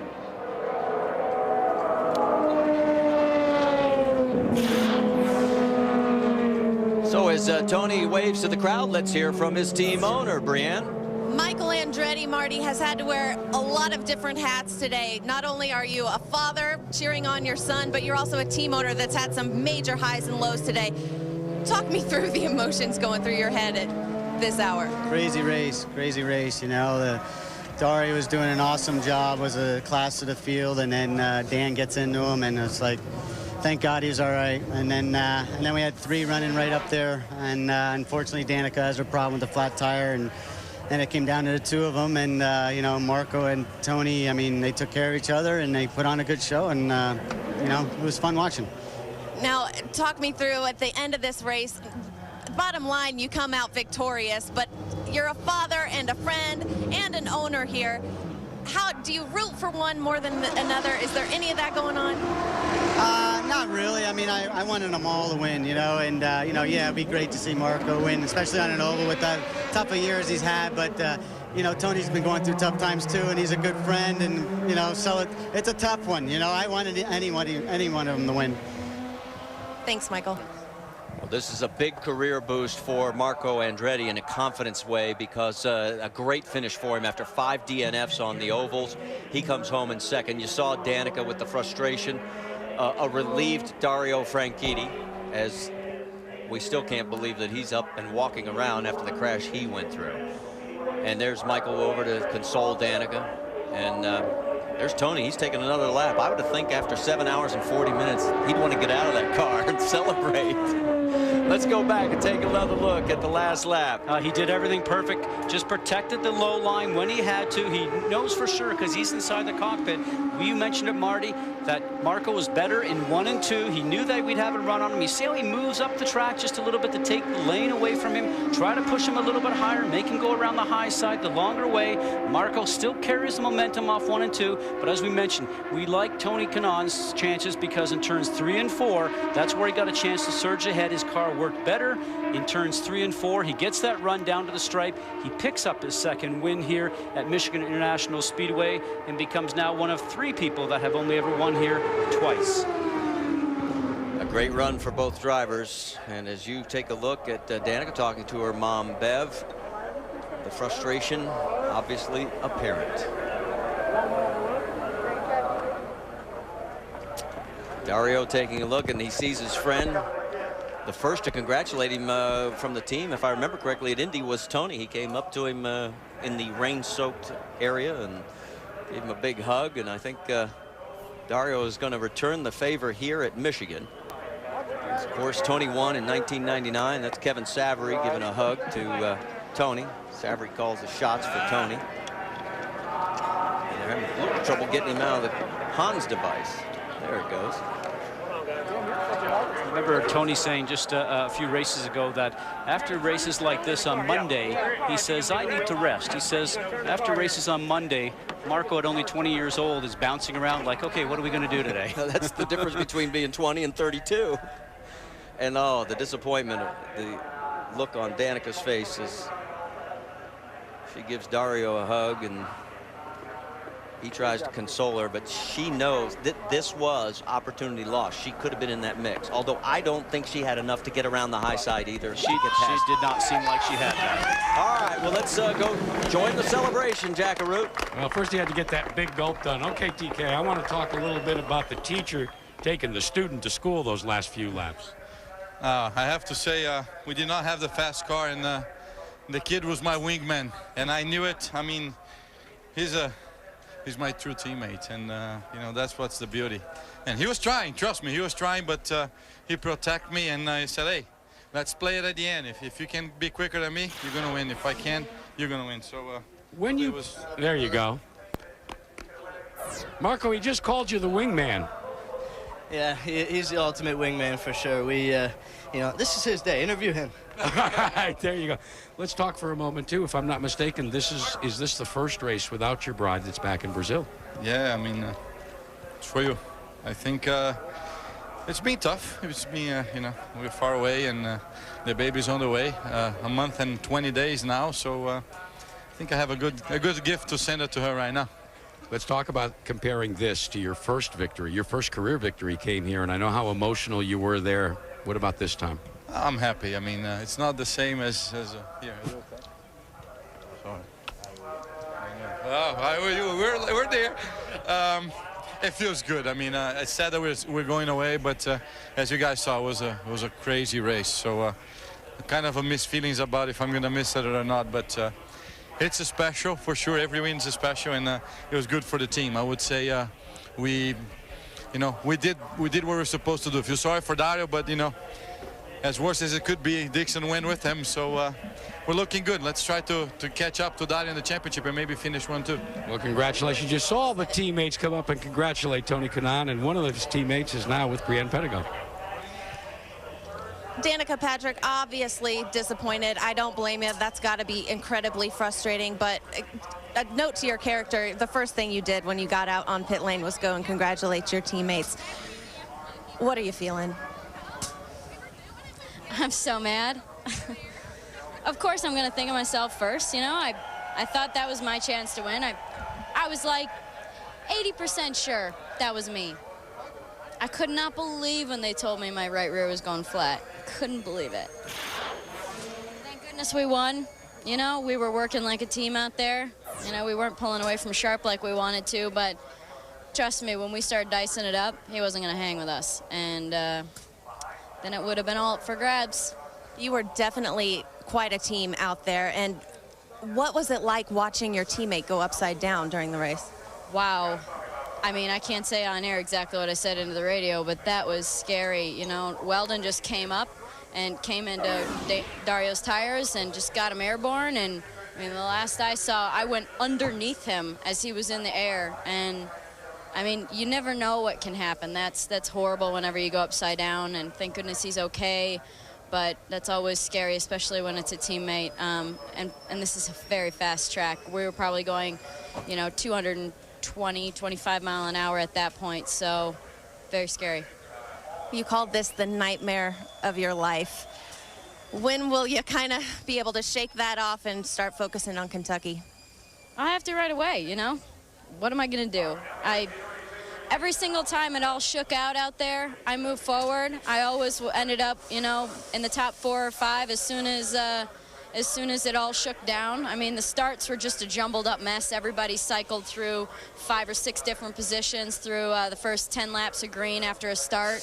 And but I was always there in the end. I was fast. I knew I was fast. I guess I had the fastest race lap. So, you know, that's why it's like you don't always get that situation. You don't always get the situation where you are the fastest car in the track. And, you know, I wish I could have capitalized on that. Instead, I tried to help Kosuke get by Sharp at the end because I don't want Sharp to get the points, but it's life. Jack Arute, so close, so far away. Well, the nightmare is over, but the celebration continues here in Victory Lane. Is standing in the background. As he told us, it's TK's day, but Marco, let's talk for a moment. Tony told us that he took you to school a little bit. He wanted to try you a little bit, but then he gave you credit for not only racing clean, but having learned a lot of valuable lessons. Yeah, no, he's, you know, he's the reason I'm in Indy cars, you know, at 19 years old, you know. But, no, like you said, he's my wingman as well. I mean, you know, I was glad to see it came down to the 2 of us. But, you know, my car was really good in a big pack. But, you know, the NYC car didn't have enough to pull it off on our own. But, hey, we had a lot of safe lucky breaks, rather. Somebody was looking over us during the race. So, you know, I had cars flipping over me and stuff like that. I was worried for Dario. I'm glad he's all right. When you take a look, it almost seems so subtle what you guys did out there, your 2 teammates. A little edge here, a little edge there. How close is it from your vantage point in the cockpit? Yeah, it's closer than what you guys see. You know, I just tried to hold him down as much as possible, but his car was good enough to hold the bottom without lifting. You know, my 5th gear was a bit too tall. You know, on my own. It pulled me not bad coming out of, you know, over the bump. He hit the rev limiter and it gave me the edge, but then, you know, down the back, his gear was optimum. So, well done. All right, let's check in with the person that Danica Patrick said she was trying to steal some points from today. She's with Brienne. Jack, I'm with Scott Sharp and a very proud son of his who's come to congratulate his daddy. Scott, what a day. Starting 4th, finishing 3rd. Oh, it's over now. Yeah, it was wild. You know, it's funny. I was saying to the guys last night, this place always changes. You know, you practice in the big packs, and everyone's on the bottom. And no matter what comes the race, you can't run on the bottom anymore. And we worked hard to have a really good car on the top, like 3rd and 4th groove yesterday, and we had that.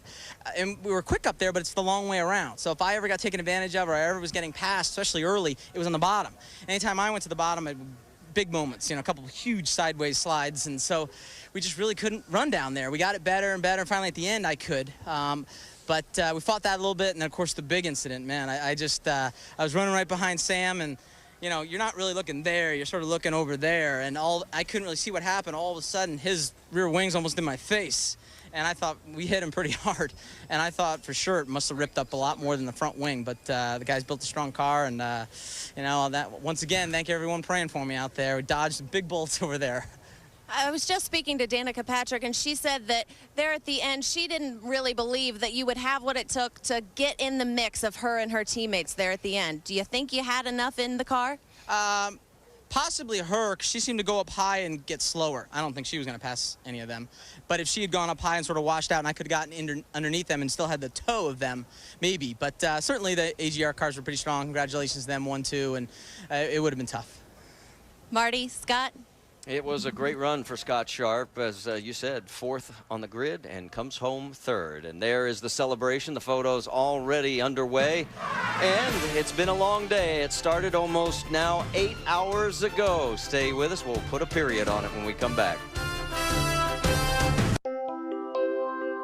Back here as the celebration continues in Victory Lane with Tony Kanaan's win. Do you know we've had 6 races now in the IndyCar Series here at Michigan, and all 6, the margin of victory totals less than 4 seconds. Today, 5/100ths, the 17th closest finish in IndyCar Series history. All right, it's been a good, bad, and ugly day for Andretti Green Racing. Let's go back and recap, as it was ugly when this moment happened, when the touch of the wheels, Weldon and Franchitti, and Dario goes airborne. A very lucky situation when he gets a chance to get out of the car. We looked at this originally and thought the worst, simply because he came down on the roll bar with such force, but the luck of it for him was they actually ended up landing on Scott Dixon's car to help cushion the blow. And there he was with the Delphi safety crew getting out, talking to him as if nothing happened. Now, the bad moment came for Danica Patrick late in the race when a tire sensor told her she had a right rear going down. It cost her a chance at her first career win. She was running 3rd at the time. She ended up 7th. Sister Brooke, heartbroken. So was Danica. And the good for AGR, how about a 1-2 finish, as it was the teacher taking care of business over the student. 32-year-old Tony Kanaan takes the win over 20-year-old Marco Andretti. But a big day for Marco. Remember those 5 DNFs on the oval. And he can put that to bed now as he gets a 2nd place finish here. Let's take a look at our full field results. And behind Kanaan and Andretti, it was Scott Sharp with Kosuke Matsura 4th. Buddy Rice rounding out the top 5. A very good run for Ryan Hunter-Reay. Danica Patrick 7th, and then AJ Foyt the 4th, and 8th Sam Hornish 9th. Scott Dixon rounds out the top 10. Remember, those 2 came back out just to get enough laps to get a few more points. Take a look on down. There's Dario. He ends up 13th, all the way down with all those cars out of the race, including Elio Castroneves. And if we take a look at the points championship, it is going to be a benefit for Tony Kanaan. He is going to get it back down to 81 markers. Remember, it was triple digits for Tony, so he's not out of it. We talked about the other 2 having to have misfortune. It did. It opened a door ever so slightly for him. And some great runs by Tony Kanaan throughout the year. He's had some bad luck this year, much like Dario Franchitti did last year. But you know something? It's not over till it's over. He is close. He can smell it. Maybe it's going to get to him. Well, and think about this. Dario Franchitti has a horrific crash and walks away with the same amount of points lead that he came into the race today. He's got to be living a charmed life in more ways than one, and I think he'll be the first to admit it. So a tip of the hat to everybody who was able to walk away from that crash. Also to all the crews that got back on track after the incidents, including Sam Hornish, and of course AJ Foyt the 4th, and Scott Dixon. Final thoughts on this one? Well, a lot of work for a lot of crew members this week. A short week because we leave and go off to Kentucky for Saturday. A lot of late nights for these teams. I always think about those guys. A lot of hard work putting in by the team behind the scenes. So a little bit of everything today, including a marathon. It almost started to feel like it was going to be a 12-hour race rather than a 400-miler, but we did get it in. Glad you stuck it out with us, even though we had to come over to ESPN Classic. Glad you followed us. And, of course, we'll get ready now for next week's race at Kentucky. The interviews continue down in Victory Lane for Tony Kanaan. A big thank you to our ESPN crew, because these guys have been out literally in the weather all day, and it's now 8 hours in length. See you this coming Saturday, August 11th, 6:30 Eastern on ESPN2 for the Kentucky IndyCar 300. This has been a presentation of ESPN, the worldwide leader in sports. Coming up next, the Jackie Robinson story. Congratulations again to Tony Kanaan. For Scott Goodyear, Jack Arute, Brianne Pettigo, I'm Marty Reed. Till we meet again.